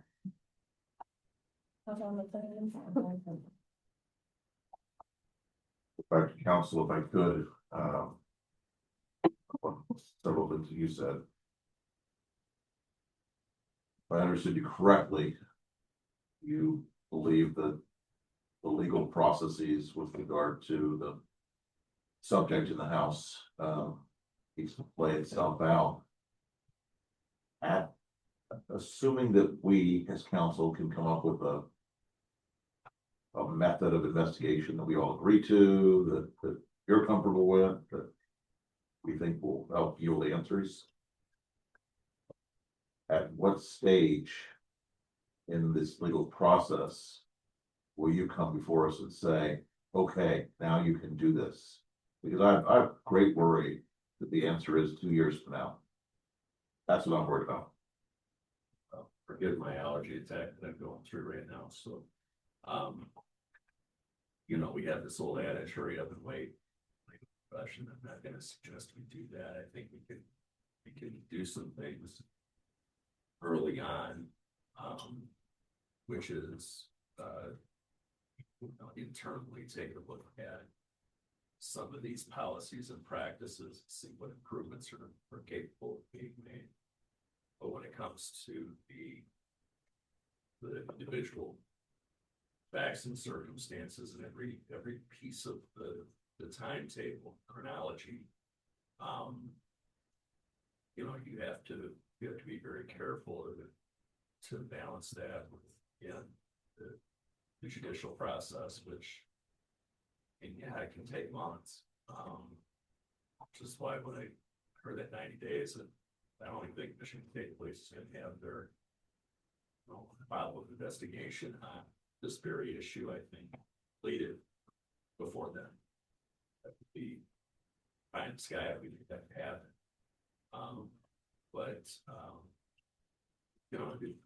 That process, you have an arraignment in district court. You have a probable cause conference and preliminary examination in district court, and district court will make probable cause determination of crimes. The person sitting in the defense chair, crime general standard. It's a lower standard, which finds an over circuit court for further proceedings. I would anticipate that a quick turnaround of that just initial process before it gets to circuit court would take that long. I'm not speaking for what the investigators might want to do. They might want to do their own investigation, somewhat on par with what their body's looking to do. And so whatever we do would be information potentially available to defense attorneys and to prosecutors. Have the Michigan State Police investigation information first. Really before anybody else does, with pieces of it that may or not be subject to disclosure. So it's, I can't sit here and make a guess, but I think be a few months before the case could get to circuit court if it gets that far. Circuit court, who knows? Because there are all kinds of complicated procedural issues associated with litigating felon cases in circuit court. I can't guess. I think it would almost be foolish to guess because I would be far off wrong. In the long run, the best I would be able to do is shake my magic 8-ball and read what it says, and that might be just as much as what I could tell you now. You got one in your bag? No, I don't. Madam Mayor. Well, you kind of see my, and I'm I trying to give you as best information as I can. see your point. I appreciate that. But while you say you're really limited, I do appreciate it, but you're limited in trying to hazard a guess. That said, of all the people in this room, you're the best one to give us that guess. Like Mr. Spock and Star Trek. But, I would think that there are a lot of pressures on that system to resolve this early, and there are a lot of pressures on that system to get cans as far down the road as they possibly can, because the defense attorneys love to do that. And so, I'm thinking the earliest juncture we can have a better answer is probably You said how many? 90. I think we'd have a real good picture based on the district court proceeding outcome and what happens there. Because even felony cases can be resolved at the district court level by reducing those 2 misdemeanors or not felonies at all, or dismissing those things. And so district court cases move fast. Circuit court cases do not. And you mentioned that 2 years, it's anybody with the average window of a capital case, the circuit court's about 2 years. Certain capital cases, or it's not a capital case. I'm guessing, just experience tells me that within a year, this entire matter, as it relates to that individual, you resolve within 6 months to a year. So at minimum, with a good defense attorney, and be all that, or focused on. I've been focused on these issues and giving this individual the best advice possible. And you know, there are other components of that that can take away from that. Is talking about the circumstances that led to all this. Council might go out there and say, hey, I don't know if this person can effectively assist me in his defense at additional times. So there are so many things. 6 months to a year, I think, is a good guess. Madam Mayor, with finalists, we're last question. So given that, would it make sense for us, while we're in that waiting game, to at least establish a process that we have in place and then move that forward when the time is right? Sure, and I think that's something that could be done in consultation with the chief of police. Because he's obviously in the best position to tell us within limits I outlined earlier what occurred, what policies and practices were applied here. And you know, just from a boots on the ground level. Well, that's getting actual factual information, but what I'm asking is, we talked about different processes. I've thrown out the idea of YPAC. It's just one idea, not wedded to it. Others have talked about a third party. I've heard talk of the council playing some sort of role there. So whatever it is, we could figure out and perhaps agree amongst ourselves what that process looks like for gathering information. In addition, we could actually, I think, if I heard you correctly, gather some of that information from the chief. Some of it. But along the way, so there are some things that we don't have to be at a dead standstill for the next 6 months to a year. There are some things we could do. And I think it would help, at least me, maybe others, to have sort of your constant guidance on where those lines are. Mayor Pro Tem Whiting, and then So looking at, in light of the concerns that you voiced in the email here tonight, I look at this resolution and the bullet points, and it seems like the first two, and so 1, 2, and 5 could be done without jeopardizing anything the way you've been talking. Those are basically just looking at policy and seeing how and that could still be a relevant thing for YPAC to do. That doesn't involve non-conformance or anything like that. It's just like naming the policies that are involved in that situation. And so that seems like a non-sensitive, I was gonna say insensitive, but non-sensitive set of information. That's just a policy statement. Here's the things that could govern these interactions. And it seems like we could be putting that together. Seems like what you're also close to what you're saying from the chief, but I think that's an important thing to have somebody else engaged in asking those questions. Yeah, I agree with that to an extent, with the caveat that you still have to be mindful of some sensitivities in employment practices and things of that nature that could affect officer safety. That's something like that would not agree to, frankly, in some cases. I wouldn't agree to it. So we have to be mindful of that. Outside investigator with law enforcement certification would be privy to something like that. And I think that's part of where those particular sections could come into play, both in the short and long term. But you're not going to get all kinds of answers on those 3 issues in the short term. you know, there's different resources out there. Third-party resources that take a look at some of those things. I've done a lot of outside legal work for the Michigan Sheriff's Association. They come in investigations all the time with the request of law enforcement agencies to take a look at certain incidents. Exactly what that's trying to accomplish. But oftentimes the guidance is wait until litigation matters have been resolved before you really dive deep into it.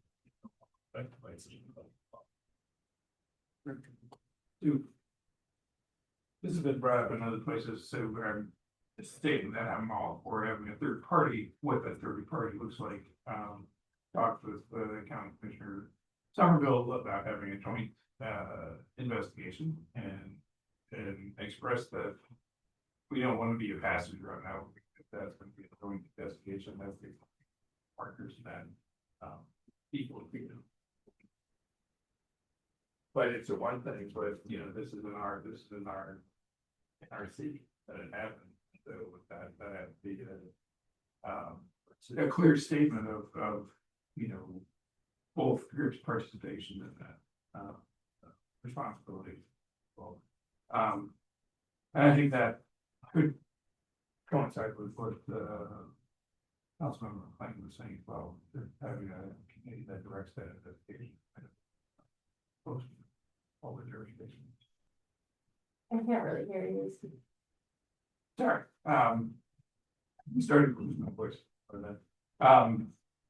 Just having it be a joint investigation with the county and the city being partners, and then being directed by a joint commission. That investigation. If I could just add one thing to the second bullet point, the legal authority of each policy and protocol, all the police department's general orders are based off of best practices that are defined by the International Association of Police Chiefs, and those best practices and having those in your policy helps with liability.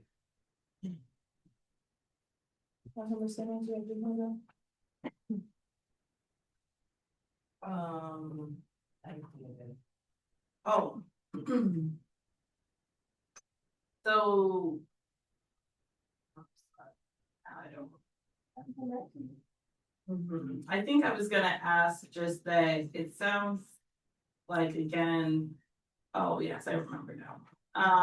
It sounds like again, some of the information that we're gonna get in the earliest term is with our internal process anyway, regardless. And so I feel like I wonder if we could kind of move with that and then and then determine some of these other things, like the conversations about what would be different, what would we be looking for that would kind of come, that would be different than what we would be able to get from our internal review. And what those possibilities are, what costs are, you know, all of those different things. And be able to be more clear about that. So I don't know whether we want to give, I mean, even if we're not sure if everything can be done, but maybe it's like in 90 days, we can update on where we are, you know, so that we're like, based on what we've seen so far, here's blah, blah, blah, blah. And then so that we know that we're having these checkpoints. We don't have to wait until it's all complete, but we can kind of give some specific terms of when we want to be hearing back so we can be able to stay informed and keep the community informed. But that might even be able to be complete with, you know, and then that will give us a lot more information to then know if there's further things to figure out. And then I think it would be good to also determine, you know, just like the kind of question of like scope of work, what would be the scope of work that we would be considering for if we were going to be trying to hire someone else to look into. Councilmember Tucson and Councilmember Bowles. Yes, thank you. So in respect to the sensitivity surrounding the police procedures and policies, as well as the constitutional rights of this individual, and trying to not just stand still while we wait, is it possible, or if I missed this in the conversation, is it possible that YPAC can be involved in that conversation about the things that we can be privy to, and like what things we can review and change while we wait for this 6 months to a year? Let me answer that question with a suggestion. Yes. So I think going back to my earlier point that it might be best to sit down. The city manager and I with the chief of police, maybe I think the approach should be, as you all consider tabling, this sounds like it's gonna be happening here. That we can be proactive and at least get a sense of what Chief Anderson thinks we can do now, things we can do later, things we can't do yet, or at all, depending on the circumstances. And develop maybe a scope and a timetable, at least on a preliminary basis, that can be reported back at a next one, or maybe third.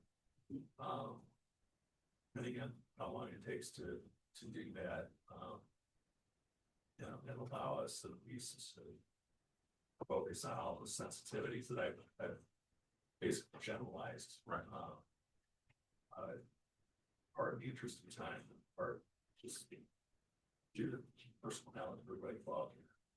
I think that might be the very first step. Okay, is Wait wants to go on a path, we'll set preliminary path. While I'm telling two people, as I sit here, potentially that may not like it, but I think that might be something problem. Thank you. Yeah, I just wanna state that I do support the idea of doing a partnership with the county to do an outside investigation, whether that is coupled with some sort of committee or commission for oversight is less important to me at this point. It's more just, getting something going, so we're not waiting a couple years and then asking to do an investigation later. And since the county seems, interested in doing outside investigation, it makes sense to partner with them on that. And I just want to also uplift that, because, this resolution is directly about the siege and the siege alone. I don't want it to get lost that later that same day, a person was killed in pursuit by Washco deputies. And so I just don't want that to get lost, while we're discussing this issue, because, I see them as related as, the same staff that were on duty were involved in both incidents.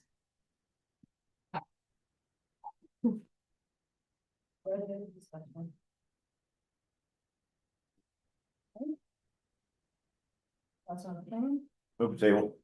Support. Okay, it's been support. Until, because you can on the table, but you have to identify the date. It'll be forever. So table. Take the motion. I look for some guidance. I'm not looking. What a date. Is there a separate motion that I can make? Table it, it goes to the next. Most of the next thing automatic. Table's the next meeting or a date certain, so it'd be the next meeting, it could be the meeting. Or you can postpone it, which is that not. Correct. And then you should remove that motion and make another. I would be brought back up at some point in the future. 8 months or. I would suggest maybe May 3rd, we could do just a check-in and see what we've got with the conversations with the chief. That way it stays up on me. Yeah. Yes. May So 3rd? I'm sorry, I meant March 3rd. I want, which one are we, is it the tabling, is it the public? I was going until March 3rd. postpone further consideration until March 3rd.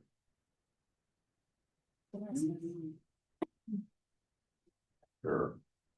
So you I guys won't have, be here that day. Okay. I mean, we could push it back to the second meeting in March. I don't want to keep pushing back. Okay. so there's a motion to, I'm making this up because y'all didn't say it, but to postpone to March 3rd. Support. It's been moved by Councilman McLean. Supported by Mayor Pro Tem the first time. I'm just trying to make it clear on the record. Please follow the roll. Councilmember Simmons, Yes. Councilmember McLean, Yes. Councilmember King, Yeah. Mayor Pro Tem Wilcoxen, Yes. Mayor Brown, Yes. Councilmember Phelps, Yes. Councilmember Tucson. Yes. Motion to postpone hearings. Thank you. We're at our first of three discussions. It's 10:31. And so this is the first discussion on the proposed ordinance to make current employees of the Immigration and Customs Enforcement and the Customs and Border Protection federal agencies eligible for employment with the city. Thank you, Mayor. It's just as a discussion, I'm not going to read the draft resolution, but know that you all hopefully have that. That is the case. Or- Yes, in a packet. Yes. So let me just start out by being real clear about the purpose of this. There were comments made in public discussion about doing more. This was not in any way, shape, or form meant to be comprehensive. It is one piece of what I think is much more work to do to protect our citizenry from this rogue agency. For the purpose for this part of it, the idea of ICE and CBP employees engaging in activity, which I'll talk about in a moment, but which is, to summarize, extra constitutional at best and illegal at worst, is to protect us from hiring people whose character, whose fitness, and whose ethical conduct is wholly incompatible with the employee needs of the city. And it's hopefully to make anyone who is thinking, as these tons of money are poured at people and giant signing bonuses are offered to people, many of them highly unfit for any law enforcement job, to make those considering signing up for jobs think twice before they do that. Other jurisdictions, including California, have been even more explicit about this, and I've seen ads for the pending legislation in California that says to ICE folks and CBP folks, enjoy your last job because you're not getting another law enforcement job. And that's exactly the message I'd like to send with this. You know, there are times when one might disagree with their employer about certain things. And then there are times when that employer crosses a line that is so egregious that people have to make some kind of a moral decision. And if they don't see that they have to make that moral decision, that's a problem by itself. And this is an agency that, in my estimation, is completely out of control. So my hope is that I'm under no illusion that we're going to be planning to hire a whole lot of folks. Even if they were good employees, we're a small city. Chances that folks might come here looking for jobs, probably remote. But what I hope more would be that others will latch onto this idea and do the same thing.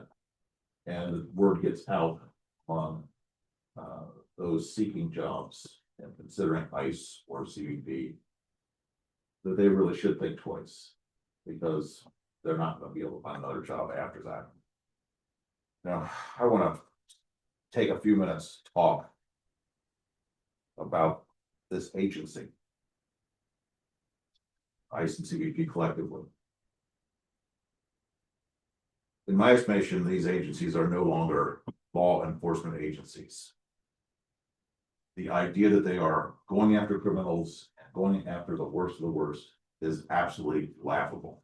But we're a damn tragedy. ICE and CBP are engaged in the following: abductions. The right word is kidnapping of citizens and non-citizens, including children. Family separation. Doing all of this in secret without identification. Reminding me a great deal of, spent a lot of time in graduate school studying Eastern Europe, former Soviet Union. And these organizations are increasingly looking like some sort of secret police force. And the midnight knocks on the door are happening. They're involved, as everyone in this country at this point, frankly, has seen. They're involved in murder. And at this point, at least one execution. I don't know how anybody can see what happened to the second victim any differently. And the idea that we wait to use the word murder till after a person has been convicted, we're never going to see that person facing justice. They're engaged in arbitrary detentions without due process. They're involved in disappearing people to third countries. This is like Argentina's dirty war, when people would show up, disappear. The Argentines had a habit of taking them out over the Atlantic Ocean and dropping them into the ocean, never be heard from again. Are we better than that? No, we send people now to third countries. We talk about deporting. They're not even going back to the country of origin. If they had that, in some cases, they're going to a country where they don't know the language, they don't know anybody, they have no resources, and there they sit. We're involved in complete failure to provide adequate shelter and medical care in many cases. There have been deaths there. Of course, we'll never get the full story, but they weren't ill when they got there, and now they're dead. And they're involved in torture. They send people to El Salvador and then claim that they have no jurisdiction and can't control over what's happening there. What little we've heard about what's happening in those facilities in El Salvador, the Department of Homeland Security stood in front of in some glam shot, which is offensive as anything I've ever seen. But the accounts that we're getting out of there are that people are routinely tortured. And just the idea of being there and going in and never coming out alive is offensive by itself. So these are not law enforcement organizations that happen to have a few rogue elements. One of the things that concerns me is that when we see the execution, the murder of the two Minneapolis American citizens, when we see those, I sense this sort of emerging narrative that those two just went a little bit too far. That's not what this is about. This is about agencies that have gone rogue by design. So I understand that if we were going to do something like this for the Constitution, for our laws, we need to focus on the activities of individuals, not the fact that they are members of one particular group. But I'm going to argue that people that are engaged, that this it may not be fair to say this about CBP, but there's still people that are engaged in other activities there. But ICE at this point is involved in one mission. And that is to find Stephen Miller's 3,000 people per day and make them go away. And the way that they are doing that, everything from their training and or lack thereof to their appearances and presence on streets, tell me that these folks are not fit for any employment, certainly in the city of Atlanta, or I would argue anywhere else. Certainly not public service. So what I would say about this is It may need some tweaking. Meant to send a message. It's hoped that it sends a message to other communities to do something similar. To those who would say, well, this might put a target on our back, I would remind people what happens in authoritarian systems when you don't speak out. And somebody actually said it quite eloquently here earlier tonight.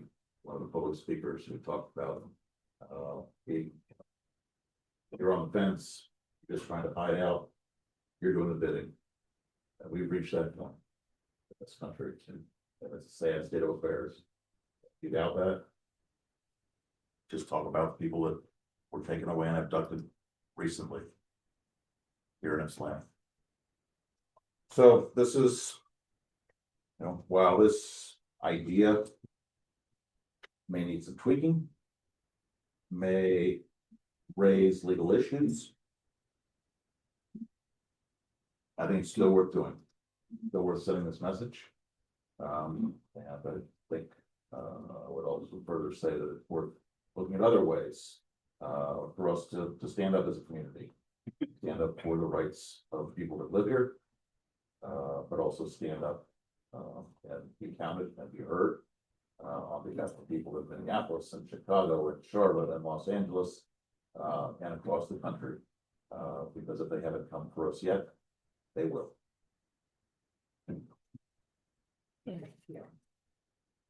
All right, the floor is open for other discussion.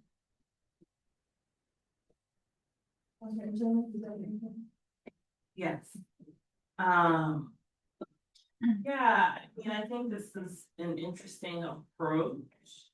Of course, when I saw it, I wondered if we can do this. I know I saw the thing with the not necessarily protected class. But anyway, so there's still questions I have on it about that, and then, the folks brought up things around the dates. Before I say the kind of amendment that I would add, one of the things I think about, I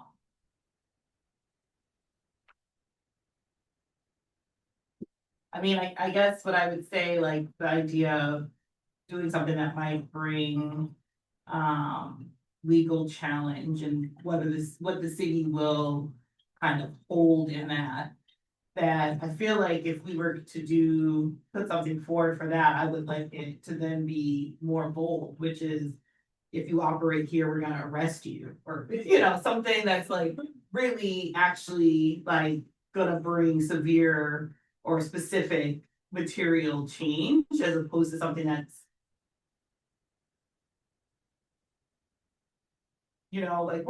people are signing up for these jobs because they're getting big bonuses. They're not getting big bonuses coming here. So it's like even less likely that we would draw them because we're not giving them $50,000, $100,000, which is what they're getting from our federal government.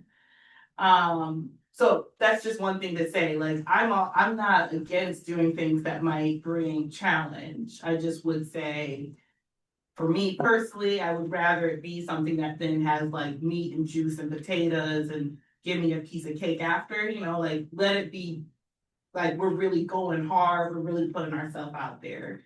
And that it's based on protecting our community. So that would be one thing I would think of. And another piece, if we were kind of moving forward with this as it is, I would want to make an amendment to add Keith Porter Jr., whose murder shows that even when off-duty, these officers are menaced to the general public, which I think goes to the feeling that Councilmember McLean was saying, but just to also kind of be able to make it go further and say, like, even if they're not in this role actively, that's an issue that we do.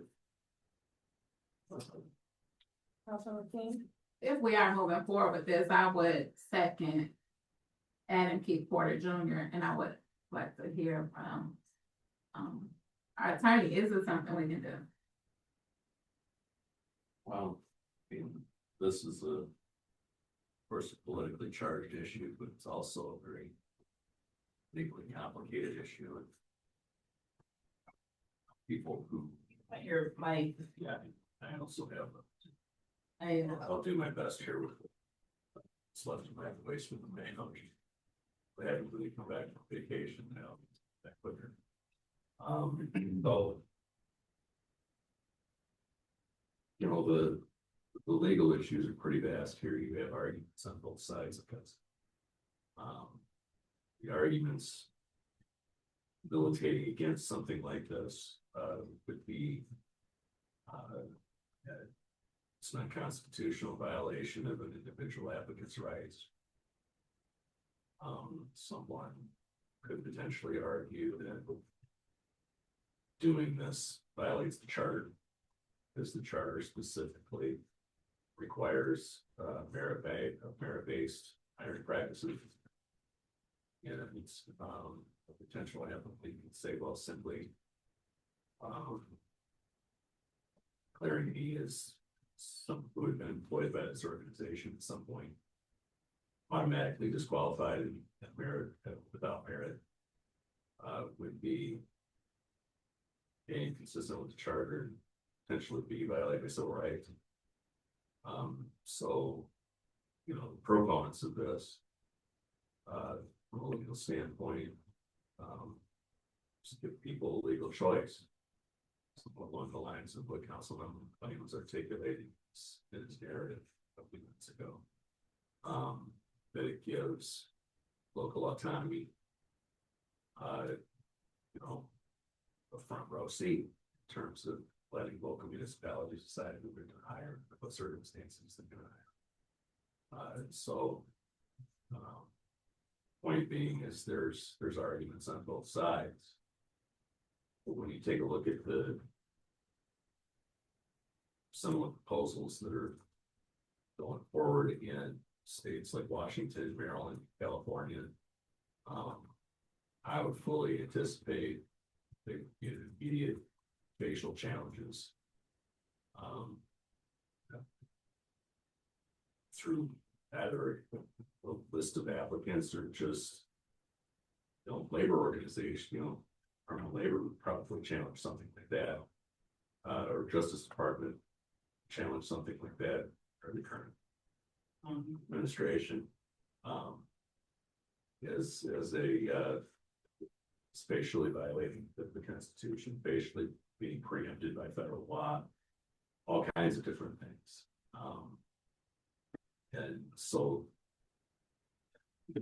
those states are a lot closer to get something passed, particularly with their political makeup, to get us an answer really quick. Pass them really quick. They're going to get sued really quick, as I'm guessing. So at least that'll help give us some guidance on what we can and can't do early on as well. Yeah, I can only give you legal advice, never give you political advice. I have my own opinions on that matter, but at the end of the day, I think there are some significant risks from doing this hastily. Despite the political motivations here that I may or may not share. So I would just simply suggest that there are problems enough that have to be worked through that I'd be happy to explore for the benefit of council. In similar fashion to what the Detroit City Council just did today on these same issues, addressing the proposed ordinance. Some of our groups just taking a look at it. Yeah, but I can only give you my best guess. Something that hasn't been tested yet. But I'm happy to do that. And that might be kind of the next step suggestion I would make.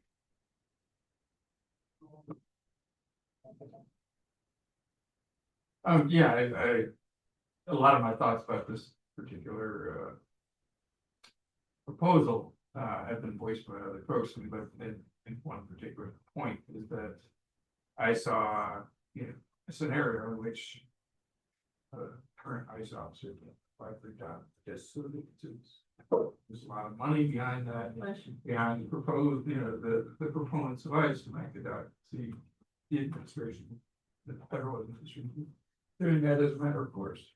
Say, hey, Joe, go apply for a job, there's money. So it's cool. But I appreciate the complication of doing this and the civil rights of the people involved. It's a complicated thing to do. I think this is an attempt, just as the, you know, the resolution that will be going forward next time. You know, regulating the use of our own property.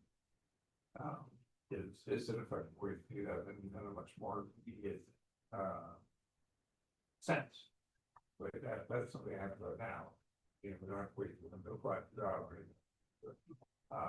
But there's, you know, there's other things as well, and we need to, as was brought up by several folks in the public comment, that you know, there are other things to do in terms of helping educate people about what they can on the street at the moment and keep yourself safe, but people with right.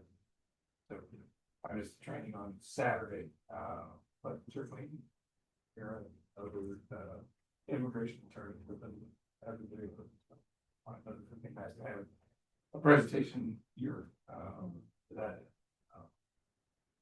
I have to do more local for that.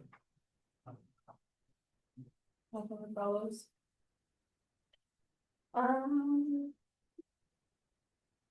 Yeah, I was thinking what we were just talking about. Well, I serve Gestapo, and I do agree that we should do everything we can to stop them. I do think that city governments at this point are pretty limited, as far as like a policy and law, because we are in a post-law era in this situation. And I think it would probably be as much or more effective just to send know your rights literature to every household in the community. And also for council members here to start advocating for local organizing around a general strike. Because I think that is what this is going to take to actually intervene on the level of violence that's happening, because it's not really about laws anymore, it's about capital and those interests. So I'm still would support, you know, efforts here to try to bring in some policy, so we at least can say, hey, we have a policy about not entering our buildings, and so we can at least we can try to, you know, pursue some recourse through our remaining vestiges of the legal system, and at least have something to show that we're, you know, why we're taking action on certain things. So I would support, you know, next meeting's legislation. And I also do have a policy package from municipal, you know, like municipal legislation around ICE stuff. And so I'd be happy to like share this with other council members too, as a way to collaborate on how to start introducing various things besides the barring entrance from public buildings. So yeah, so this could be a continued conversation with multiple policies coming out of it. And yeah, and I would support all of those, but I think it's like very limited in as far as like being effective. It's not effective anymore. We really have to have more hyper localized mutual aid networks and supporting each other and getting information out and rapid response, and those are the things that are going to make a difference in a general strike. It's time to move on.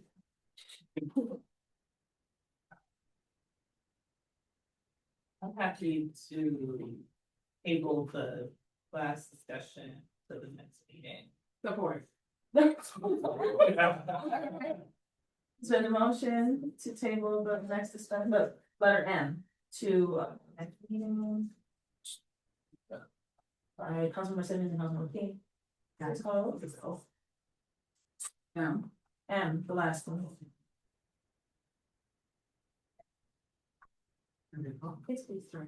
Councilmember King. Yes. Mayor Pro Tem Wilcoxen. Yeah. Mayor Brown. Yeah. Councilmember Phillips. Yes. Councilmember Tucson. Yes. Councilmember Simmons. Yes. Councilmember McLean. Yes. Item M has been tabled. Thank you, it's still 10:56. Move to extend to 11:30. So moved by Councilmember Shaw, Or supported by Councilmember Tucson, all in favor to extend to 11:30, please say aye. Okay, are those opposed? Nay. You should do a roll call vote. Alright, please call the roll. To extend until 11:30. Mayor. It could be amended to 11:15 if you all want that. Oh, wait, Hold on. hold on. Does Hold anybody on. want to amend it till 11:15 if that makes you more comfortable? Yeah, okay, 11:15. support. Okay, so this is just amended by the folks, okay, please call the roll.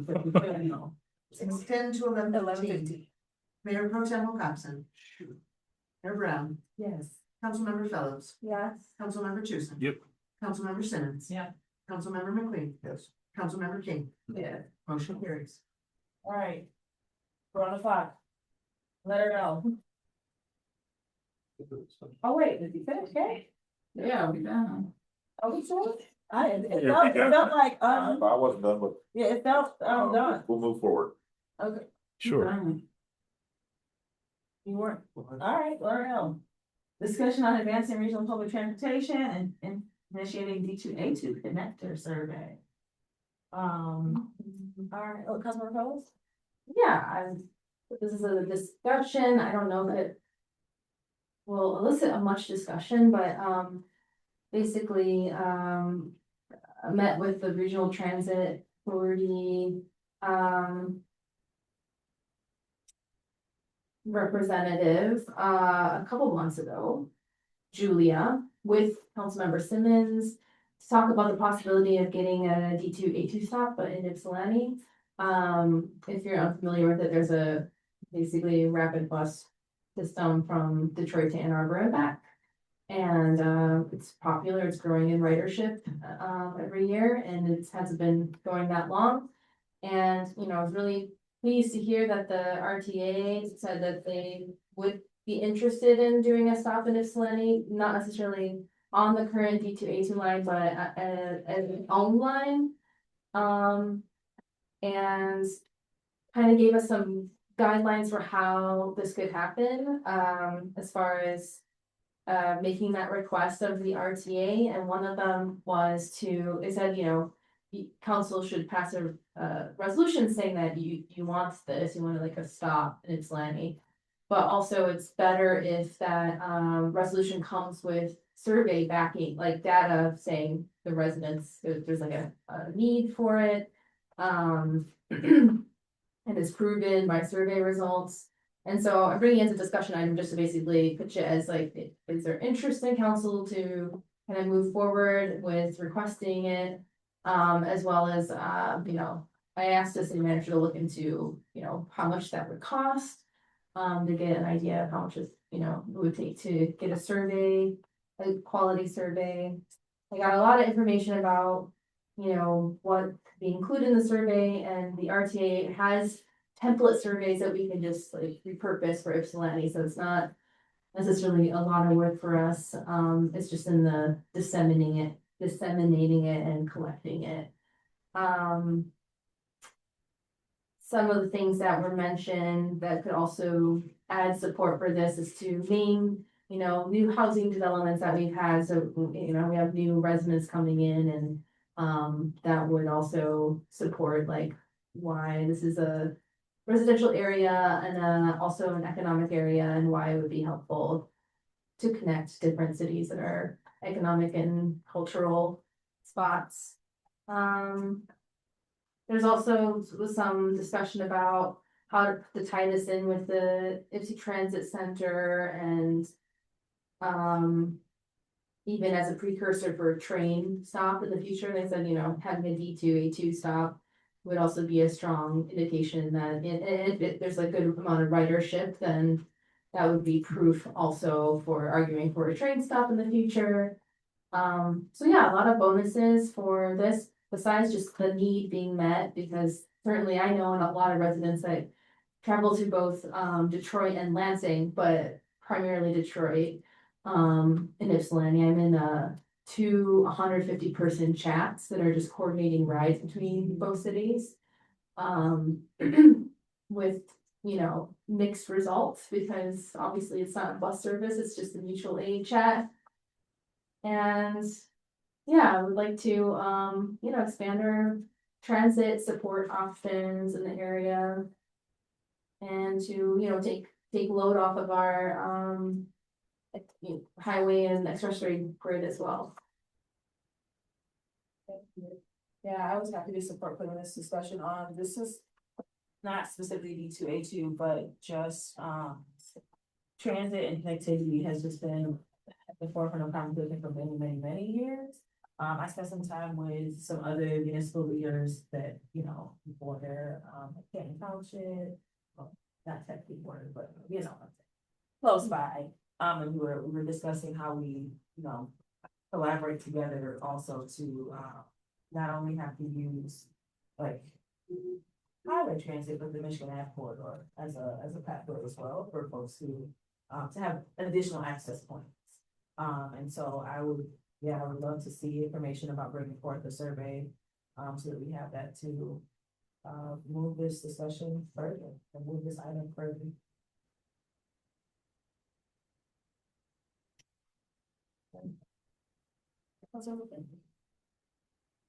Thanks, Mayor. Thanks for bringing this forward. I'm certainly supportive and certainly can't have to discuss. Is it too early to say potentially how many times per day or per week this would potentially run? Would it be focused on commuters or multiple times a day? I just can rattle off some numbers. The current D2A2 does 2.5 million express rides annually. And that's growing year over year. It's a $6 ride if you book ahead of time. It's $8 if you don't. You can get a commuter pass of 50 rides for $100, so that's $2 a ride. 10 rides for $50 is another commuter pass, and they do hourly service from morning to night. So it's really good. And so I originally approached them and being like, hey, can we just hop on every 2 hours like you do, you know, express route and a stop route between us and Dearborn? And they're like, we could do that, but I think it would just be better to have its own dedicated line. So, you know, they said it's just better for their bus service to do it that way. But anyway, you know, hopefully we could advocate for as robust a service as Ann Arbor is getting, but it would probably depend on the need here. I also just want to mention one more thing too, that there's a few other communities are also interested in this stop, which is Livonia, Plymouth, and Dearborn. And so it would also be a matter of us kind of advocating for Ypsilanti, because they're also contacting RTA for similar things. Excuse me. Well, thank you. For the RTA has had an interesting history in terms of trying to get rail to transit, which was always thwarted by our neighbors to the northeast, Oakland County. That had gone on for several years, and you know, in my travels, I've used these services all over the place. I spent the first years commuting to Boston and using these ones when I hit the ground. At least 5 different services that would get you to parts of, you know, suburban Boston and also as far as New Hampshire and Vermont. Always easy to get where you need to go because there were at least 5 different lines that have beyond the trains that they already have going on. So, yeah, I look forward to having this be a more robust system. That we're not going to get rail, then certainly have a decent bus system.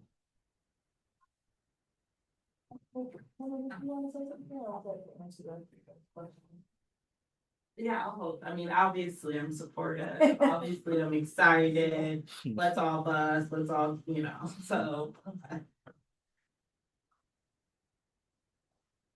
Any further comments or discussion on this? I guess the question I do have is just in terms of, so when thinking about, so it's good to know that they already have like a survey template. So I guess the question would be like, who in the city would be able to kind of look at that and adjust it for us, and we can think about what a timeline might be for it going out. Spring feels like a good time for survey. We'd probably have our communication team look at it and see the best way to get this out to public. We also would look into professional companies that might be able to perform the survey. I was going to reach out to the city manager of Ann Arbor and see how they went about it. But Great. Thank you, Mayor. One final point mentioned other cities that may also be in competition. We might consider one or more of those. Dearborn comes to mind, rather than as competition, but a collaborator. Yeah. So that one would actually be on the way to, more or less on the way to Detroit, so. That was some of the original conversation that it wasn't happening, well, this year just got started, but it was in 2024, with some of those neighboring municipalities that are on Michigan Ave, that they run was definitely one of them. Sounds good. As the next step, then maybe just connecting with you and maybe some folks from RTA about the survey. yeah, Okay. I'll chat with them. All right, liaison reports. Police advisory. Police Advisory Commission, the 26th of this month at 7 p.m. Council Chambers. Hope to see you all there. Proceed. Tracy, I didn't see the questions that HRC had, so that's the, one update. HRC had questions that they wanted council to answer, so hopefully we can have them in there. Parks and Recs? I believe their meeting is Monday the 16th, but that's a normal schedule, but I have to double check, so don't call that firmly. Lots of sustainability. They're meeting on Monday. HCC. Next Tuesday. Planning Commission met on the 21st, the report from the non-motorized advisory committee. They're meeting less frequently, for a number of different reasons, but also trying to be more, connected through social media, activity. There was one public hearing for, daycare on, South Grove that was passed, with, conditions. Old business, our perennial favorite EMPs. Walk-up windows, the discussion of harm reduction definitions, a number of things were brought forward. So those have been sent to staff, city attorney for review of the language. New business, they were talking about the arts and crafts in residential neighborhoods and got into a discussion on, if you're making it there and selling it, then it's no longer just an educational thing, it's a manufacturing thing. So that led to a whole nother discussion, but anyway. And then the annual report, which is in fact. CBA. Have not, Same card. no update. Watts. No update. Any kind of update, CBA, I don't have to go, I see CBA, that was in there.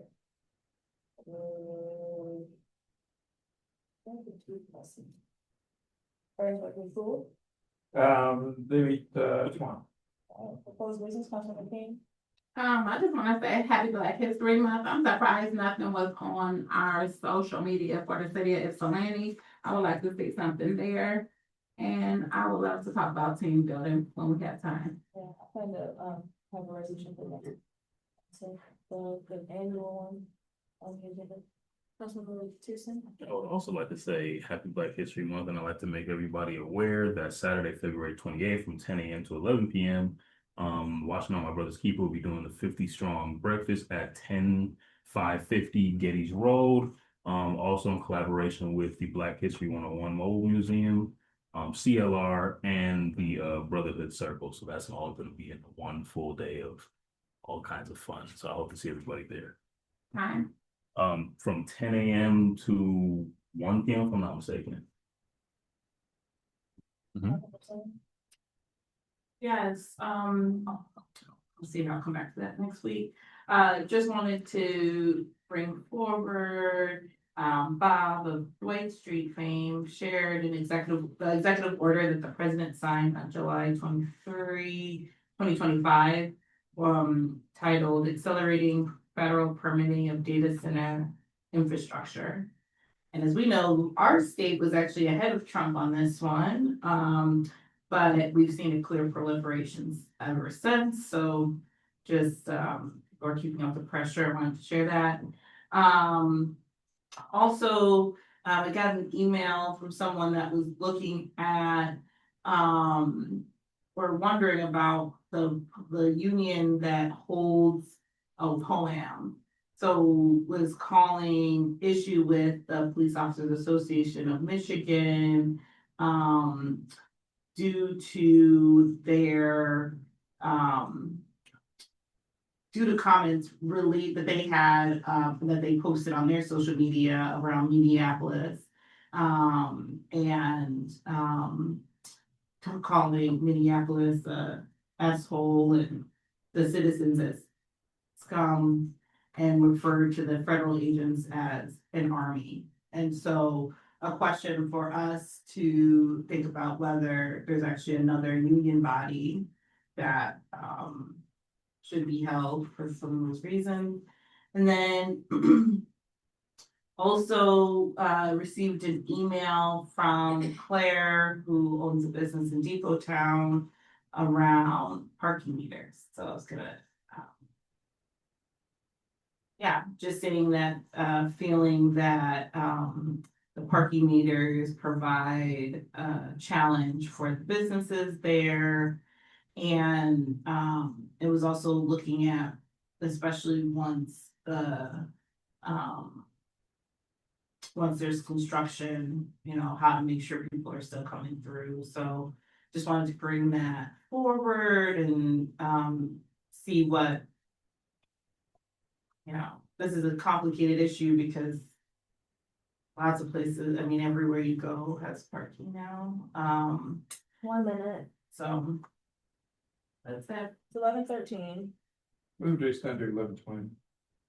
Support. It's been moved and supported. All in favor? Aye. Aye. Any opposed? Okay, so. Yes, Water Street RFQ Committee, participation meeting happened this past week. And there's a lot of participation, lots of interest, pretty good amount of interest. And so, I saw that maybe it was Katie that forwarded the scan of the paper applications, because there's some people that have applied in person on paper, so take a look at those. And I'm sure it's on video somewhere, but I was wondering how, you know, the previous CBA committees were appointed, because I had heard it, sometimes it was by slate, like just putting all the names together and voting it as one slate, but that hasn't been how we've appointed people to commission so far, so I just wanted to maybe find some clarity on that, and maybe we should, you know, talk and figure that out, because what I had heard at the meeting is Katie's hoping to get council to start appointing people by next meeting, and so we need to figure out the process for that. Go back.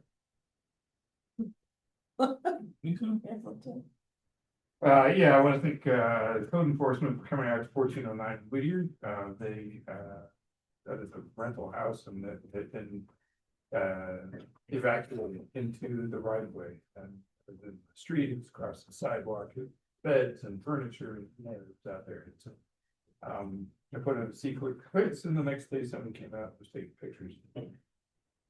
Contacting the house. The only other thing is powerhouse stabilization. So with the dam removal, we've moved with the assumption that we were keeping the powerhouse. We have estimates for what it would take to remove and what it would take to stabilize that. That with city manager and city staff about what that looks like. And so what we'd like to bring forward is kind of a cost benefit analysis on that, including the costs of both of those options, but also to renovate this is going to be a long-term thing, right? So if you get rid of it, you lost an opportunity.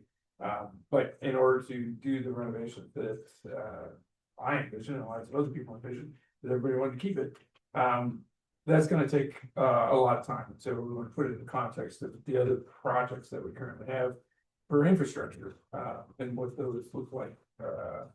There's an equivalent amount of funding and amount of staff labor that will be coming in the future. Thank you. So just briefly, going back to the Happy Black History Month and those kind of standing resolutions that you would bring forward. I'm wondering, like, are those standing or do we need to, do I have to? No, this should be standing. Okay. Thank you. So I definitely would like to see that one on the next meeting. Also, speaking of many of the things we discussed today, but there, the sheriff's department, the sheriff will be hosting a public safety town hall on Thursday. At 5:15 over at the Learning Resource Center. Registration is requested. I don't know if it's required, but it does request registration. And then, Councilmember Simmons, you bringing up, Claire. Parking lots and meters did come up in DDA at the last meeting, a pretty extensive conversation. I'm sure that conversation will continue, but there were a lot of questions for us as a body in terms of our philosophy and what we plan to do. Based on the previous parking study and the plans for some of our lots that were not completed, in terms of, metering and if we're gonna do that or not. And so I will bring back more as they continue to discuss more what, shared conversation we'd like to have, with the city. Yeah, that's it. See that?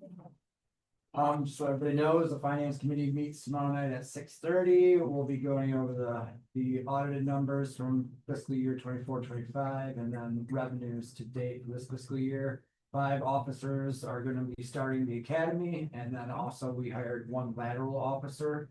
The deputy chief position has been posted to assist with more middle management at the department. This will not have a budget impact as Chief Anderson's salary as a captain is still unspent. There's going to be a snowplow naming contest, which is going to be done by the DPW, and perhaps in future years we might try to include the public in that. Yep, that's good. Internal content. Internal, okay. And then also, city clerk and manager evaluations were sent out as well as the blunt documents for you all to complete. All right, other than that thing, do we see clerk anything in the last thing? All right, the meeting's adjourned. I can't drive my phone. I don't even think I have insurance on my phone.